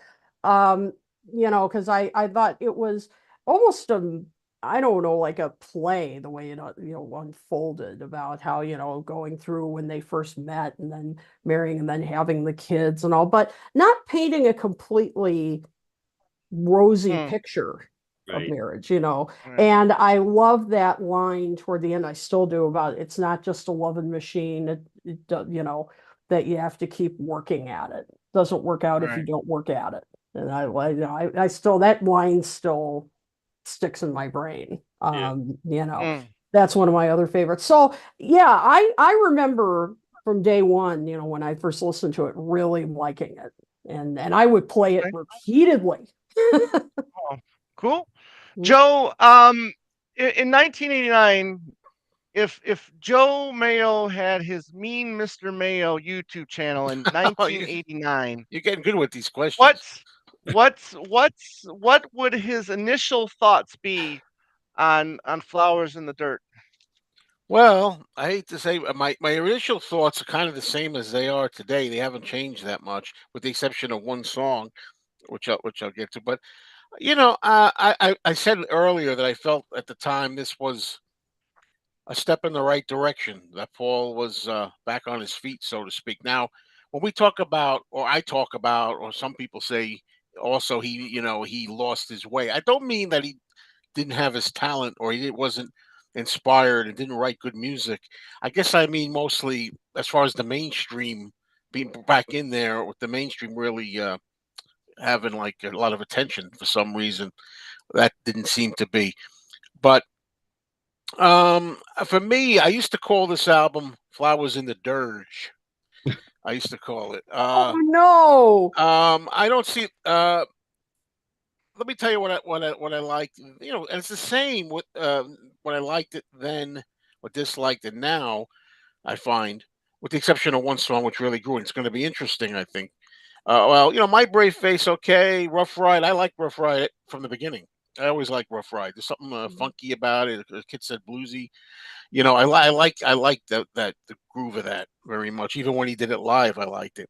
You Want Her Too, I never liked much, but I'll tell you this. It's interesting that it's been a long time now since I played the Flowers in the Dirt archive, but I think they did that on that in a demo or something. And I remember now that we're doing this, thinking that I liked a lot of the songs better when I was listening to some of the going back and forth that Elvis Costello and Paul were doing Yeah. on The those demos. versions, maybe more than this. Mhm. You know, so it's maybe it's not the songs per se, but whatever it was, I appreciated them more on those demos or Mhm. run throughs or whatever. Distractions, you know, I can like a song like that. I can like it, but I Mhm. feel that you know we always say there's no such thing as a guilty pleasure.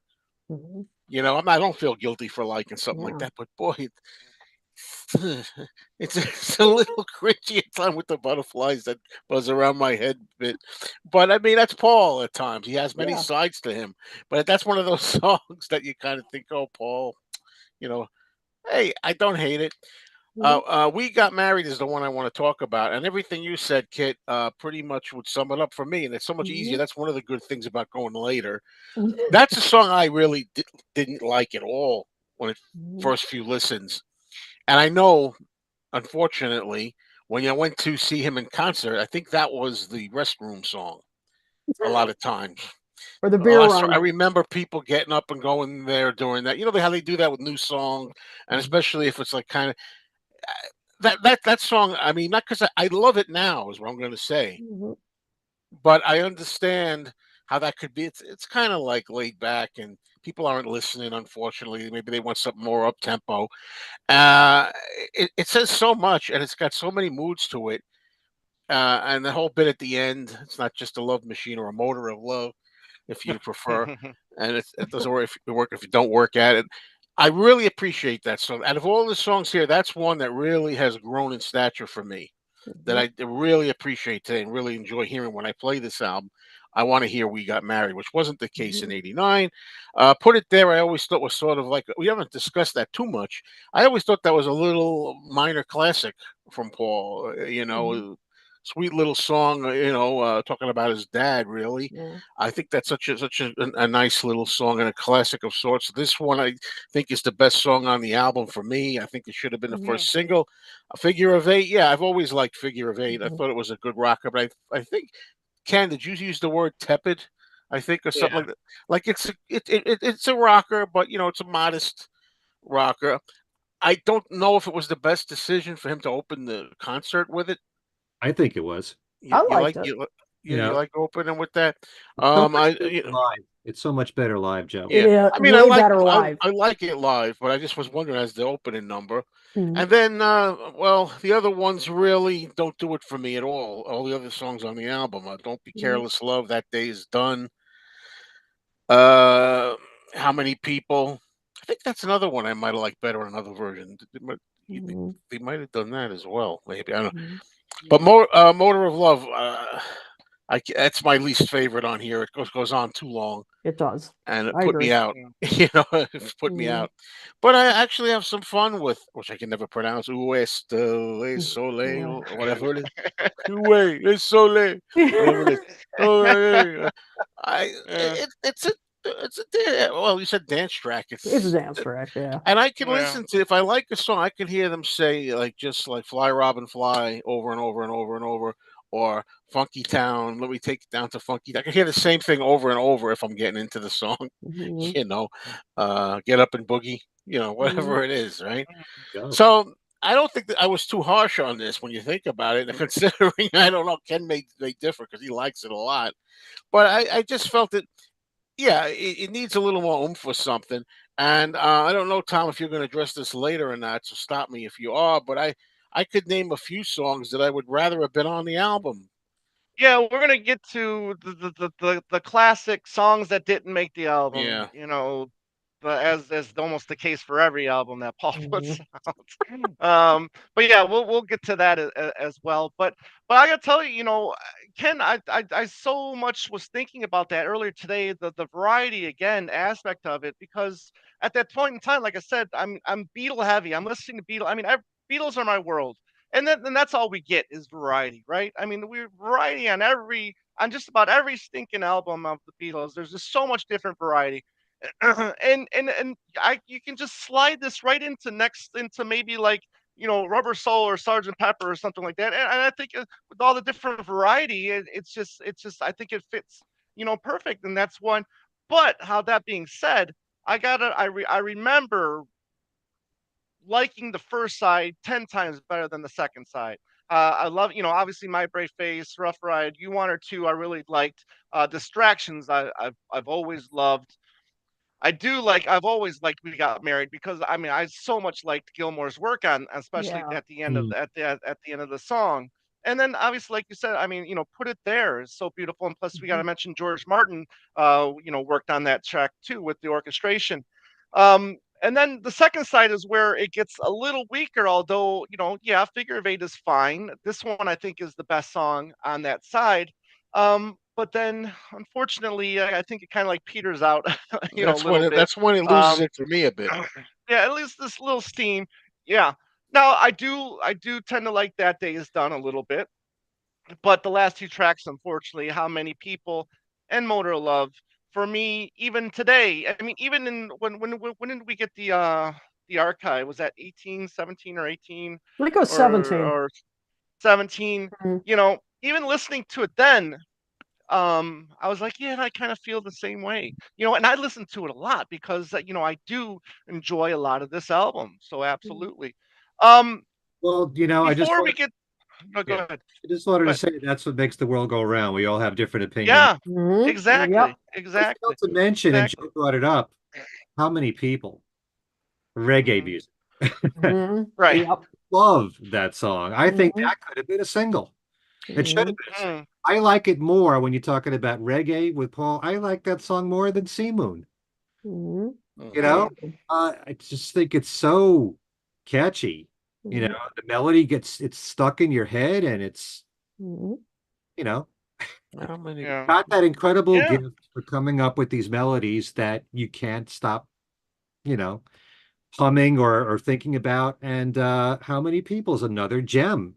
It's so widespread on this particular album. It's pretty yeah. amazing. Right.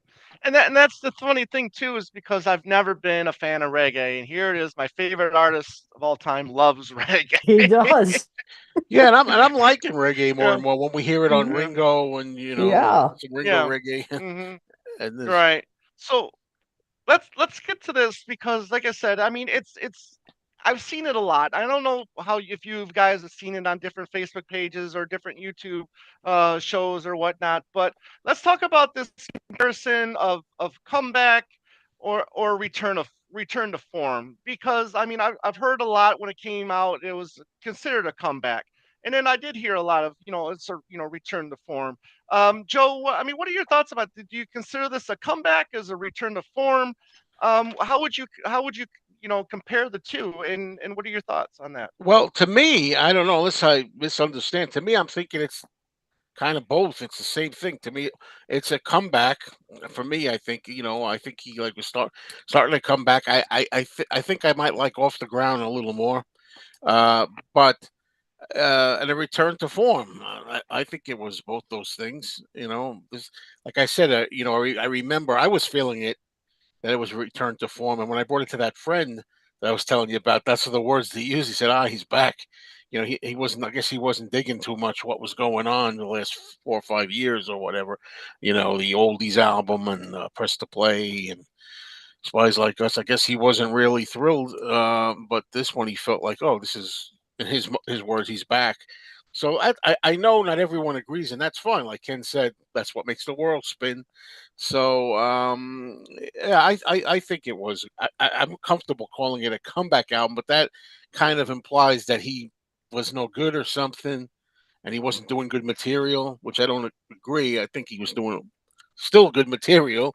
I mean, I still like Only Love Remains, and as I said, Once Upon a Long Ago, and I'll defend Spies Like Us all day as a rock Yeah, song with a good because guitar, yeah, you know.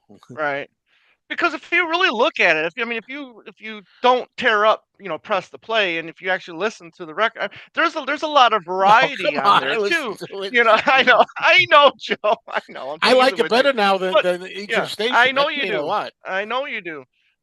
But there's a lot of variety on there, just like there is here. It's just that you have that what we won't call it because we don't want you know, and loves Why? that dated sound or that dated word, but And we again, I'm won't going to do say that. it again, though. Yeah, I got to yeah, say it for me. Again, I always have to say that. Press to play for me has nothing to do with the fact that it's 80s. I love 80s and I love the 80s sound. I just didn't think all the songs were so hot. Mhm. That's all that it comes from me. And I know, as Ken has often said, for some people, they've told him it's the production that they don't like. Hmm. hmm yeah, right, yeah. Queen, thoughts on comeback versus return to form? Yeah, I mean it's interesting as there are kind of different shades to those words. I'd say comeback in terms of maybe, sales, even though this wasn't a number one album. And of course it came along with the tour, which was very successful. Mm, But return to form, I'm kind of hesitant because even though Press to Play, when before, didn't do well commercially and critically, as we've talked about before, when we did another listen, it didn't do well critically with some. It was him, at his experimental point, just like he's done with the McCartney albums, as we've talked about on this show, and he was experimenting with different producers. He was trying a contemporary sound and all, and there were still, some good moments on that record, which we've talked about.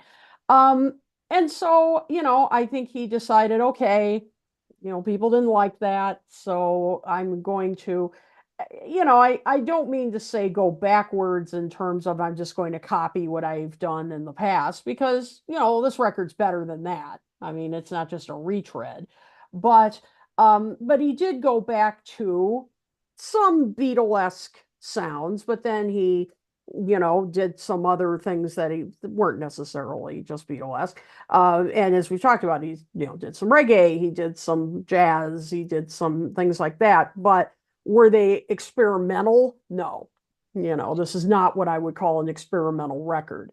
So I think he kind of felt like, okay, I better not do something like Press to Play again. I need to go back to my melodic roots, my rock and roll roots, and do something like that. So, so I don't know if he ever, in other words, I don't know if he lost his form, is I guess what I'm trying to say. Yeah, I'm yeah. hesitant to say that. right. I'm Um, realizing now. I kind of said, yeah, it was a return to form in a way, and then I was saying, but I like some of his stuff before. yeah, I guess right. I meant, I don't know, but Press to Play and then the oldies album. Right. Tho- Yeah. those were not really the form, so to speak, Yeah. for me. Exactly. Mm, But comeback, yes. I would say mm. definitely comeback, but maybe he would say, as LL Cool J once said, don't call it a comeback. He's been Well, here the for comeback. years. Yeah. That's right. Yeah. Ken, George your thoughts on Harrison. the George Harrison yeah, said the same thing. Yep. Right. right. Nine was a comeback. I haven't been gone. Oh, that was a Yeah. comeback. That was a huge comeback. That was a comeback, though. He's wrong. It was a comeback. It was a good album. Yep. So, So was Yeah. Gontrabo. Yep. my least Um, favorite. as far as what you just asked there, Tom, I would say that it was a comeback. Flowers in the Dirt was a comeback in the critical sense. Mhm. The reception that it got critically, it was a comeback. It wasn't a comeback in terms of commercial success. And return to form, Paul McCartney never missed his step at all throughout the 80s, Mm. as far as I'm concerned. He put out great music on Press to Play. He was experimenting with David Foster and Phil Ramone, and a lot of that stuff is really good that he didn't release, or he's trickled out through the years, you know, like I Love This House and Same Love and songs Yeah. like, you know, it's just I have a feeling that, and I could be wrong saying this, but I think Paul assesses his work by the commercial success that it receives. And I Yeah. guarantee you, if Press to Play was a #1 album and had a #1 single and a few hits on it, he right now he'd be saying, you know, that really was one of my best albums. Yeah, You He know, does that. He does he that. does. because he, you know, to say what he said about Flowers in the Dirt, that he wanted to go on tour with a good album, is a Right. face to Press to Play. Yeah. He's also kind of dissed Back to the Egg, which I Yeah. think Yeah. is a True. really good album, but it Yep. did chart. It went to #8. A lot of artists would kill to have a #8 album, but in terms of being Paul McCartney, then that was a disappointment. So, you know, very often it's tough to say an artist cannot be at times the best judge of their own best music. Right. Right. Said that a lot about John Lennon in particular. A lot of the things he Hmm. off his Right. throat, or you know, Plastic Ono Band and Imagine were his best albums, like Mind Games and Walls and Bridges didn't count. That kind of Hmm. stuff. You know, it's just the way that it is. We can't expect these artists to think about their music the way that we do. But maybe Paul thinks, well, if the public didn't buy it like Press to Play, then it probably wasn't all that good, which is why he won't do any of those songs in concert. Yeah. Right. Well, you Yeah. know what Paul needed Right. to do? Paul needed to be driving next to me, going upstate or something, and I could be next to him and hold out the Back to the Egg Yeah. album The and go, cassette "Yeah, like man, it's the wildlife. best Yeah. album you ever made." Hey, That's what I he love needed. it. I love it. Let's a couple more topics here, and then we'll wrap it up. But all right, as always, we get a wealth of material for almost every album he does. We get some good to great non-album B-sides here. Okay, we get Flying to My Home, we get The First Stone, we get Good Side. We can't necessarily get say Party Party because that comes a little later. But then we're also getting stuff because the Russian album isn't technically released yet here in the States. Hmm. So we're getting, we're getting tracks from those on cassette singles, CD singles, right? 12-inch singles. So Queen, let's start with you. Let's talk about some of these B-sides, non-album tracks, and do you think any of them should have been on the album? Yeah, I mean, I think Flying to My Home should have been. That's a great song. I love that. That's a good, you were saying, Ken, about rockers. This could have been on there. Yeah. This is a great, great rocker. B-side of course, To My Brave Face. I remember playing this on the cassette single. Remember cassette singles, folks? And and this yeah, yep, that's it. That's it. That's the Look at him one. trying to rip off John Lennon there too with the glasses. Yeah. Yeah, Yeah, I thought this was a banger. I really yeah. like this one. And back on my or no, not that one. Let me see. That one was good. I always liked. Now this was actually part. I like the what am I thinking? Phil Ramone. I Mm, like the Phil Ramone sessions. We were talking a bit about that before, and this was on the um, part of the box set Hmm. that we finally got. I wish yeah. some of this had been included. Mm, It needed some work. It needed a bit more work. I agree, but I like some of that stuff. Like I Love This House. I wish that had been yeah. something had been done with that. Loveliest Thing. I thought that Loveliest was thing. Yeah. That's a great. beautiful song. Beautiful song. Um, Mm, things like that. I wish that had been fleshed out more. And so I'd say those, just to mention a few, were the three that I think could have been, worked Right. on. Flying to My Home was already great. That didn't need any more work, but maybe those Yeah. two from the Phil Ramone sessions. Yeah. Same Love is another Oh yeah. track from, around that time. Hmm. Yeah. That Yep. Same great love. Nicky Hopkins Yeah. piano intro. Yeah.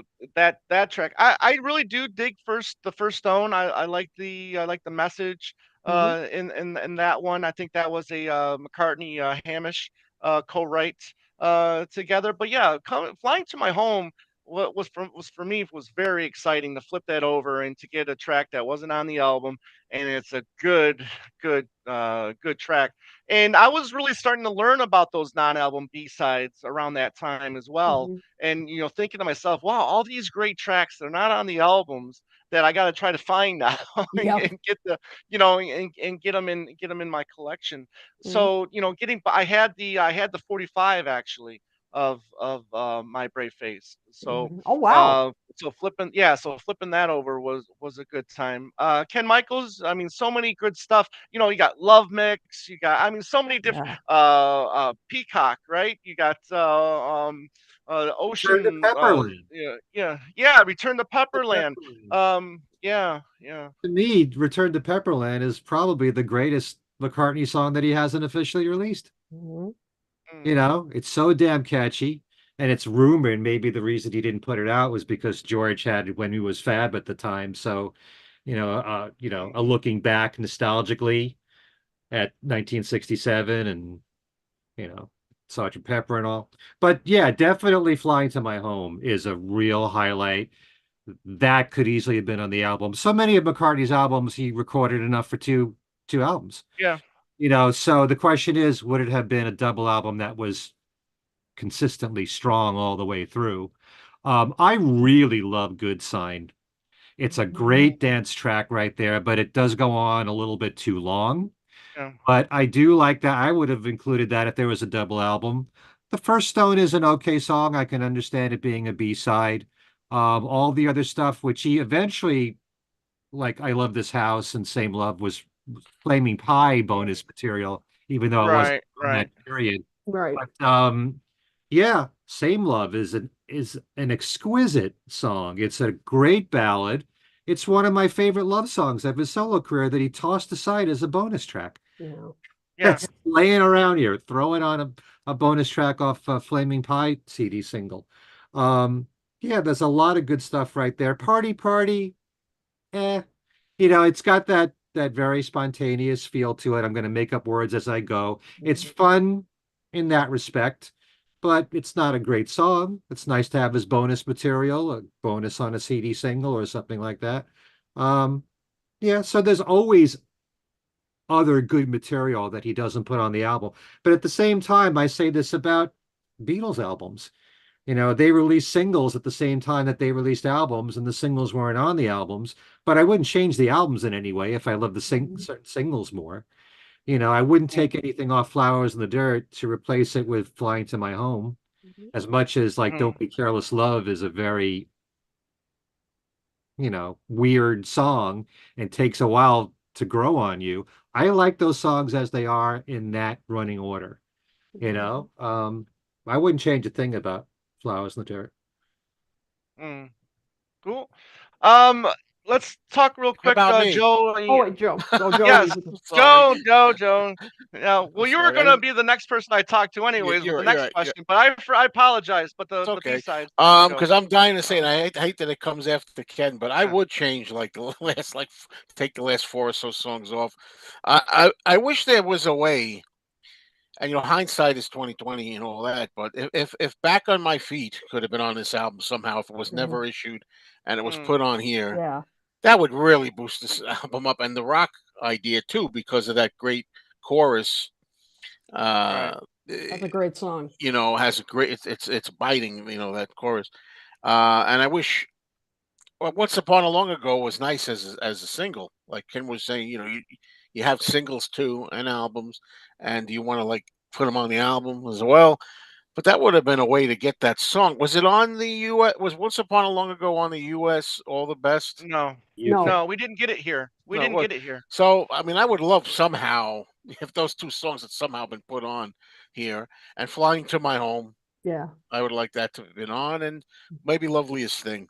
That's Mhm. just some Mm, thoughts that if I had my way, I would have bumped some of those and put those on. I think Mhm. that would have made it a stronger album for me, anyway. Mhm. Yeah. right. I think that Um, should have released like Return to Pepperland, all those songs of Phil Ramone as yeah. one album. Yes. I Well, think that would I make Yeah. sense to I me. I I think let's hope that these kind of like offshoot releases, the double pros double album Red Rose Speedway, right? This one hand clapping. Let's hope these continue to do well because I think he's going to go in that kind of like archive route with some of these special releases, and then maybe by the time we start getting to that releasing some of the '80s stuff, that maybe we'll get some of those things released finally.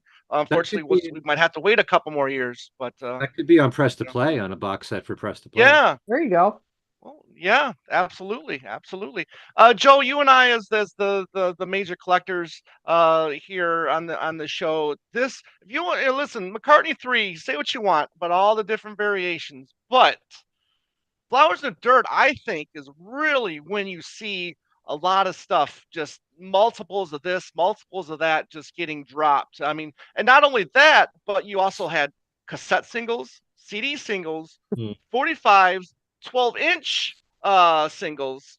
And it was the gift, and then multiple ones of each as well. See, there's Joe. He's got the 12-inch of this one single, and then on top of that, then you got multiple releases of Flowers in the Dirt, right? You got the regular release, then you got the World Tour pack on CD, the World Tour pack on vinyl. You had a Japanese version that had the 3-inch CD single of Party Party. So there was a lot being released of Flowers in the Dirt. And Queen, I don't think you probably got caught up in any of that stuff. I, for one, didn't know that any of this stuff was, Mhm. I didn't know it I for didn't years. know that at the time. I got the tour pack with the Right, 45 of right, Party Party. I did right. get Party that. Party. Yeah. Yeah. Okay. Okay. All right. There's a Joe, you question think? that you should ask because Apple Pits made a donation. So Oh, Okay. usually oh, when they Well, do thank that, you. it, oh, thank you very much. if I they do appreciate that, it. you take the question usually. Okay. Yeah. All right. Let's see. Ken, do you know Andre Gardner, Yes, Beatle I DJ do. in Philly? Yes. Yeah, he's a great guy. He's been doing Beatles shows for a long time. His long form Beatles show, he stopped doing a couple of years ago, but he's still doing a Beatles news feature. Mm, I think at some point he'll probably come back and do his weekly Beatles show. Great voice. He's been a fixture in Philadelphia radio. Great guy. I've had him on my channel, by the way. I've had him and Joe Johnson together, who does Beatle mhm. Brunch, and would love to get those two and other Beatle DJs together. But, Andre's one of those people like Joe, um, that have been doing Beatles shows for a long time. He started doing a Beatles show almost the same time as I did when I started doing it, first in college radio and then in New Jersey, because we were on opposite each other Sunday mornings, me in New Jersey and him in Philadelphia. So Mm. fantastic guy. Great. All right. Thank you, Ken, Apple Pits. Ken, So as these singles are coming out and you're finding out there's non-album B-sides, are you collecting those or are you getting All of those them. from the radio? Yeah. Yeah, well, radio didn't have the 12 inches and the imports and all this other Mhm. stuff. But All like I right. said, that one record store in New Jersey in particular that gave Yeah. prizes for me for my show in New Jersey, they would collect the stuff and I would get them from them. I got to admit that new songs are really exciting to me. I wasn't all that crazy about every remix of every song. mm, Mm. To get Right. whatever it was, 6 versions of Où est le soleil, I was happy with the Right. version that was on the album. You know, um, the long version of this one, which is actually pretty good, actually. Um, Right. I wasn't following that. I didn't listen to that stuff religiously, but an entirely new song that I didn't have, that was exciting, especially Right. during that period. That was the most Right. exciting time of all, you know. That's very true. Very true. What was I just gonna go? Okay. But all right, let's wrap it up here. How do we feel about this album now? I remember when we did get the archive reissue. Very exciting because like Joe said, we got those demos, right? We got the Elvis Costello McCartney demos, and that was really fun. The controversial part of it though was, right, all those B-sides that we were just talking about, that was download only. I mean, that was Yeah, only that was a way big there was. controversy. I was That not happy with Yes, that. yeah. Right. So I think that was a big misstep, and they didn't do that again with the releases after that, which good on you, MPL, or whoever was responsible for that. But Queen, we talked a little bit about it. Let's wrap it up the show with our thoughts on Flowers in the Dirt now, and where do we kind of put it in his canon of albums. Yeah. It was great listening to it again. I don't listen to it as often as I did, when I was a teenager, and but I still think it's held up well. I really do. I mean, it doesn't sound, sorry, Ken, dated at all. Really doesn't. I mean, the production, I think, sounds pretty timeless. There are a few songs on it, like Rough Ride, Whistle Soleil, and How Many People, that I don't like as much as I did. They just, as time has gone on, I just, they don't appeal to me as much as they did. But overall, I still enjoy this album. I think it was a strong comeback for him, even though he never lost form.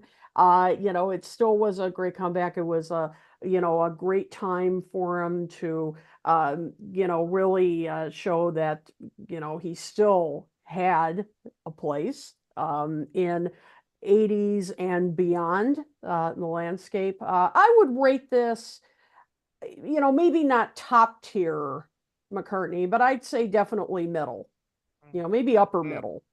And I still think it stands up, no question. yeah. I remember getting that archive, the single, the vinyl, and all that stuff.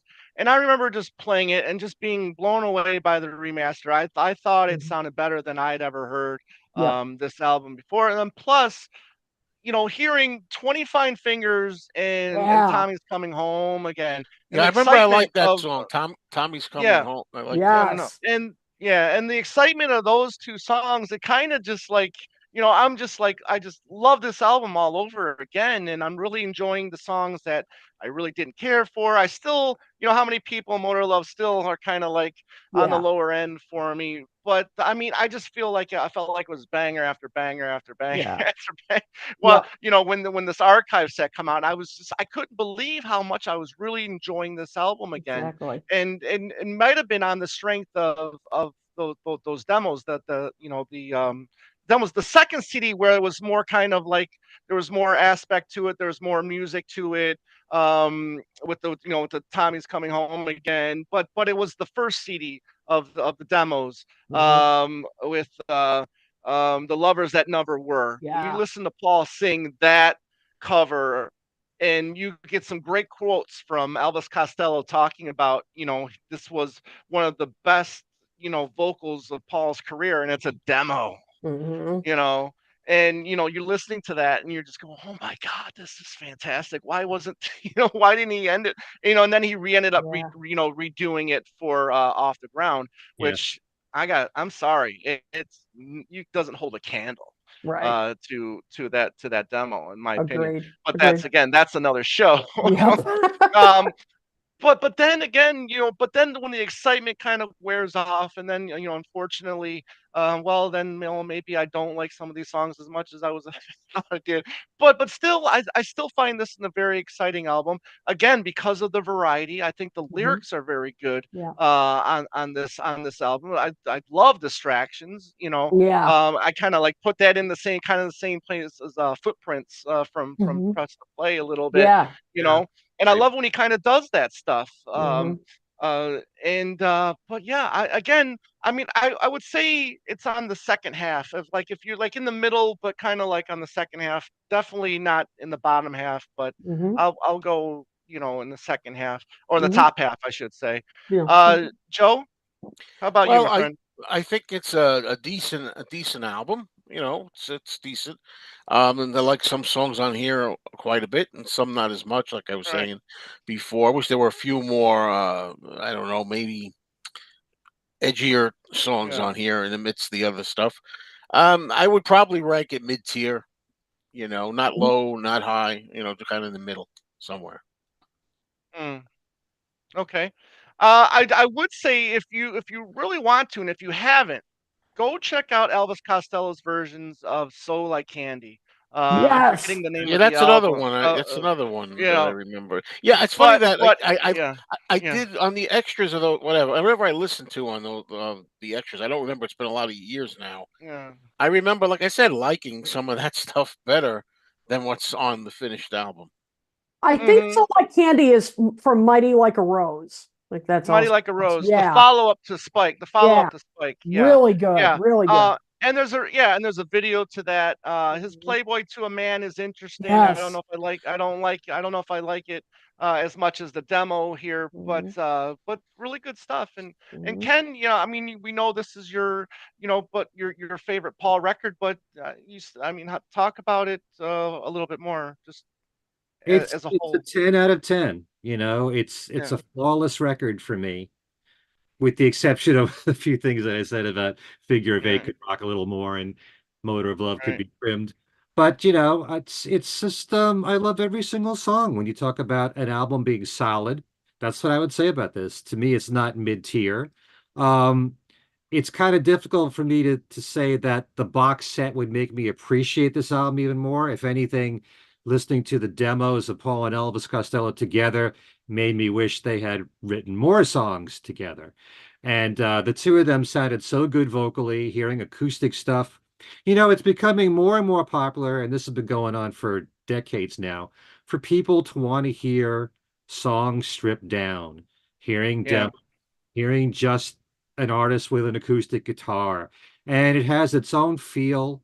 It's very real, in some degree where a lot of people are moving away from polished recordings.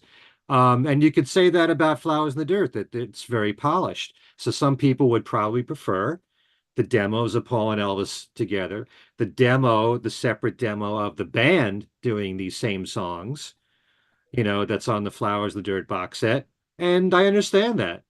I was just listening, by the way, to Strip Down, the John and Yoko double fantasy Yeah. album. Oh yeah. I'm really loving it now and hearing single Mhm. track John Lennon vocals and everything. When you've heard these versions so much over the years, when you hear something different, it's refreshing. But it's also really great to hear things when it had more of a real sound in the studio. And this is as is. When you hear just the demos of songs and you realize how strong the songs are just as demos, it makes you appreciate the songs even more. mm, So, you know, I think I've said there's like 10 or 11 albums from Paul's solo career that I would rate a 10. So by no means is this his only great album. He's made several. The people who like the right, more stripped down, the more natural, pure sounds of Paul would like the early McCartney from the 70s. They would like Flaming Pie. They would like Chaos and Creation in the Backyard. And they probably wouldn't like the more produced press to play Flowers in the Dirt to some degree, New, those albums. So, there is that trend that's been going on for a long time, and I love that stuff too. But I Mhm. also like the very produced stuff from hmm, Paul. So that's the great thing I've said about Paul many times. There's so many ways that he's released albums, some that are slickly produced, some that are just, more bare and natural, some with a band, some where he plays everything. You have all these choices to pick from and decide what are hmm. your favorites. So, but this is as top tier as you get with Paul, along Not with, for me. for Sorry. me, it is. No, I Yep. know, but you had to say before. You had to say it's not mid tier. Mhm. It's to me. Press to Play is up there, Tug of War is up there, Fun, Venus and Mars, Flaming Pie, Chaos and Creation. Those are all great albums to me. So, yeah, I would place it way up there, as high as you. Okay. So as you can go, toppermost of the Toppermost of the poppermost. poppermost. Remember, there Good. you go. Cheap Well, plug, cheap plug. G plug right there. Well, thank you very much, guys. This was our thoughts on the or another listen of Flowers in the Dirt, and we glad you guys were able to join us. Kit, do you see any comments? We can share Let's see. for real quick. We've gotten some grades here. Astro Yeah. Jer says B plus, and our good friend called me Mr. Broadstreet says B, and so those are pretty much what I would give a solid B grade. He said, which Hmm. I pretty much said as well. Let's see. Another thing. Yeah, a couple of people said of the demo tracks, Farrell McNulty, Soul Like Candy was one of the best damn soul demo tracks. Hmm. I played that one Mhm. many times for a while. Yep. Hmm. And I agree. Let's see, KSFHHN fan. The second one with the band versions, not so much, except Playboy to a Man. Right. Yes, those two Hmm. songs, incredible. And I love Elvis's versions as well. Let's see, what else? Shallow Grave and I Don't Want to Confess are also great. Right. Those were on the record store day cassette with the Mm-hmm. Mistress and Maid as well. Joe, I think you got it right Which there, I right? just happen to have here. And Yeah. this is not me. This is the way it came. This is not my writing. Yeah. Yeah, exactly. Yeah, that's the way it came. I remember I was in Las Vegas working a festival, and on record store day, I had to start really early in the morning, so I had to rely on somebody else to get me that, and I was sweating bullets all day, making sure the person Yeah, got it for I've me, been sitting right and here ever and since. yeah, but yeah, so um, and that's anything else, Queen? I'm looking here. Any other interesting comments about? There's some other things here as well. I'm just looking to see other comments about um, the album itself. Okay, Mary Lou Welch said I'd give the album an A. So B's and A's are pretty much the Okay, and Susan Gagney, solid A for me. Oh, all this is right. interesting. Fred Velez says Distractions reminds me of And I Love Her. Oh, Kind Hmm, of true. okay. That sort of Latin sort of feel. I can yeah, but see I that. love and I love her. Yeah. Oh, give it another listen. Give it another listen. Because It's that's what this is about. Another listen. it's closer Right, there you to go. the unplugged, and I love her. Yeah. There Because you go. that was much slower. Mm-hmm. Right. Closer to the George Martin. What's the George Martin do it? The version on Was Hard it Night, so, okay? which Yeah. I love, by the way. Okay. And I just want to say Excellent. 20 Fine Yeah. Fingers. I will never understand why Paul and Elvis didn't record that in the studio. Yeah. Ah, that's a great Yeah. song. Yeah. Yeah. Awesome. It's very Everly Brothers-ish. Mm-hmm. Is exactly. Yeah. Exactly. Yes. Yeah. To a T for sure. Hmm. So, all right, let's go around the horn here and talk about what we got coming up or what we've been doing. And Queen, we'll start with you can tell people how they can get a hold of us and all that good stuff. Excellent. First of all, thank you all for joining in. You have some great comments, and we thank you always for supporting us in all the different ways that you do. Of course, please, if you haven't already, subscribe to our channel. We're getting close to 2,000 subscribers, Yeah. so keep on going. Tell your friends. Tell everybody you know to just hit that subscribe button. It's very easy. And of course, you can also follow us on Facebook. And if you hit the like button, you'll be notified of all our future episodes. You can follow us on Twitter at TalkMoreTalk1. That's the number 1. You can also find us on the web at talkmoretalk.com. And you can also reach us via email at talkmoresolotalk@gmail.com. You can send us feedback, and also if you have show ideas that you might want to see, we are Mhm. open to that as well. You can also find us, if you prefer the audio version, you can find us on virtually any podcasting platform you can think of. Yeah, And Queen, yes, and please send us some kind of idea because there might be only like 1 or 2 more albums we can do another listen with. We've almost exhausted this series.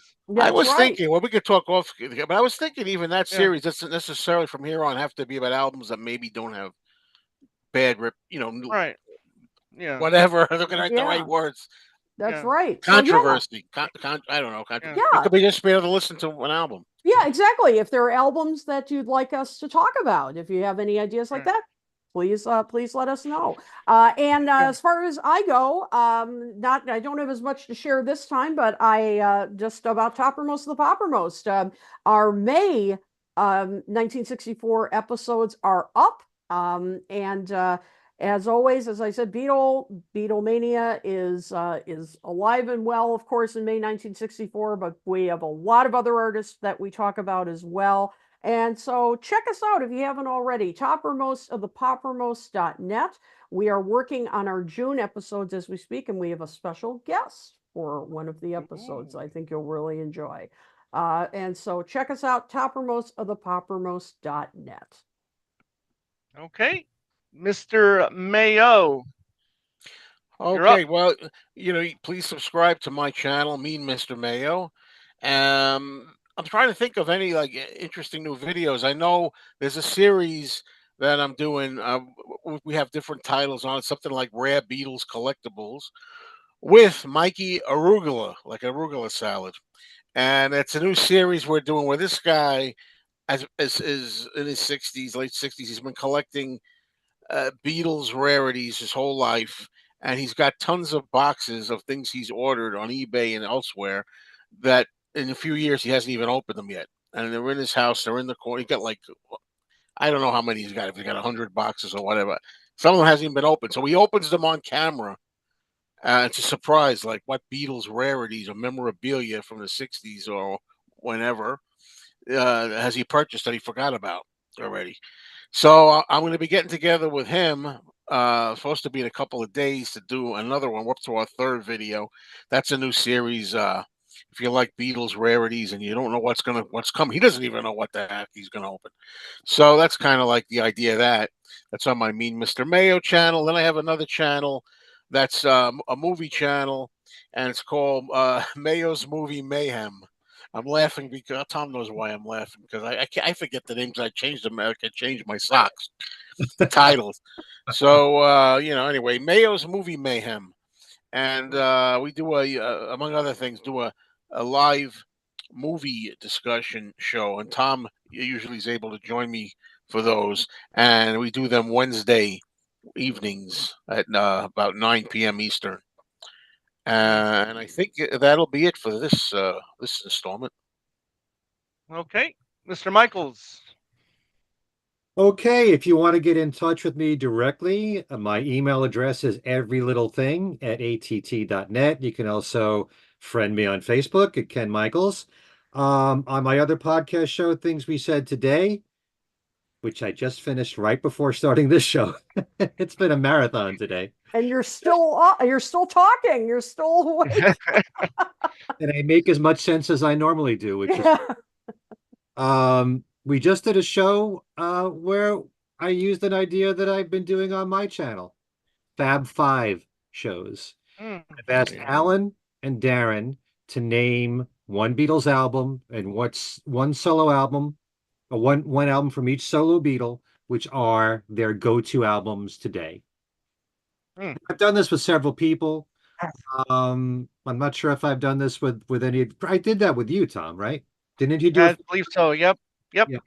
Okay. So the whole idea is not necessarily asking for your favorite album or what you consider to be the best, but which album do you feel like listening to right now? When it comes to Paul, are you more in a wildlife mood, a new mood, or kisses on the bottom mood, or Ram mood? But you have to say why. What Beatles album do you feel like listening to the most right now? So we hear what Darren had to say, what Alan had to say, and what I had to say. Did we agree on some of them? Find out just by watching on Ken Michaels Radio. Also, I just did recently an interview with Daryl Easley, which Tom knows about. He is the editor of Record Collector. They put out this issue. in January, an all solo Paul McCartney issue. Did an interview with him. I'm probably going to have him back on the channel next week with Owen Lynn, who's been a Nice. guest on all of our Yep. channels here. And Owen wrote an article for Record Collector in that issue on the new album from Paul McCartney. Yep. Also, I'm going to be doing something new on my channel. It's a new feature called The Deeper You Go. And it's basically Mm. you get to pick either the Beatles as a group or one of them individually, and you pick 10 songs that are favorites of yours or should be given attention that were not hits, album cuts. You can't pick any hits at Love all. it. No A sides, Cool. nothing. Mm. That's So right up our alley. Yeah. Yep. any of the three of you can be on it anytime you want to. You can pick whether it's a solo Beatle. Tom's been saying, I'm tired of talking about McCartney. So you Yep. can pick the Ringo show if you want. You can pick the Beatles if you want. Mm. And that'll be coming up very soon on Ken Michaels Radio. Please subscribe to that. Things we said today. Oh, I did say the Fab Five show, but the show before that was kind of exciting because we had a very special guest.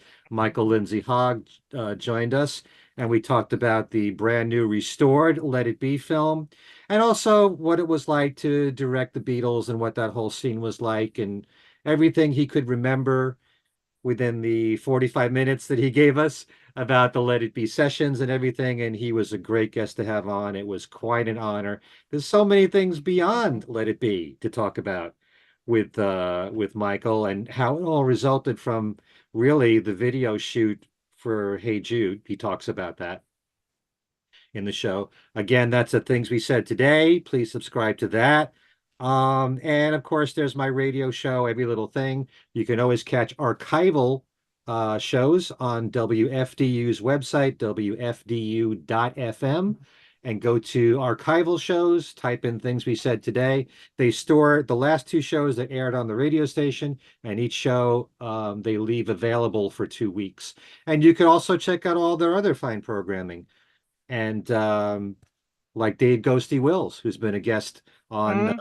this Yep. show and on my channel and on Two Legs, I'm sure.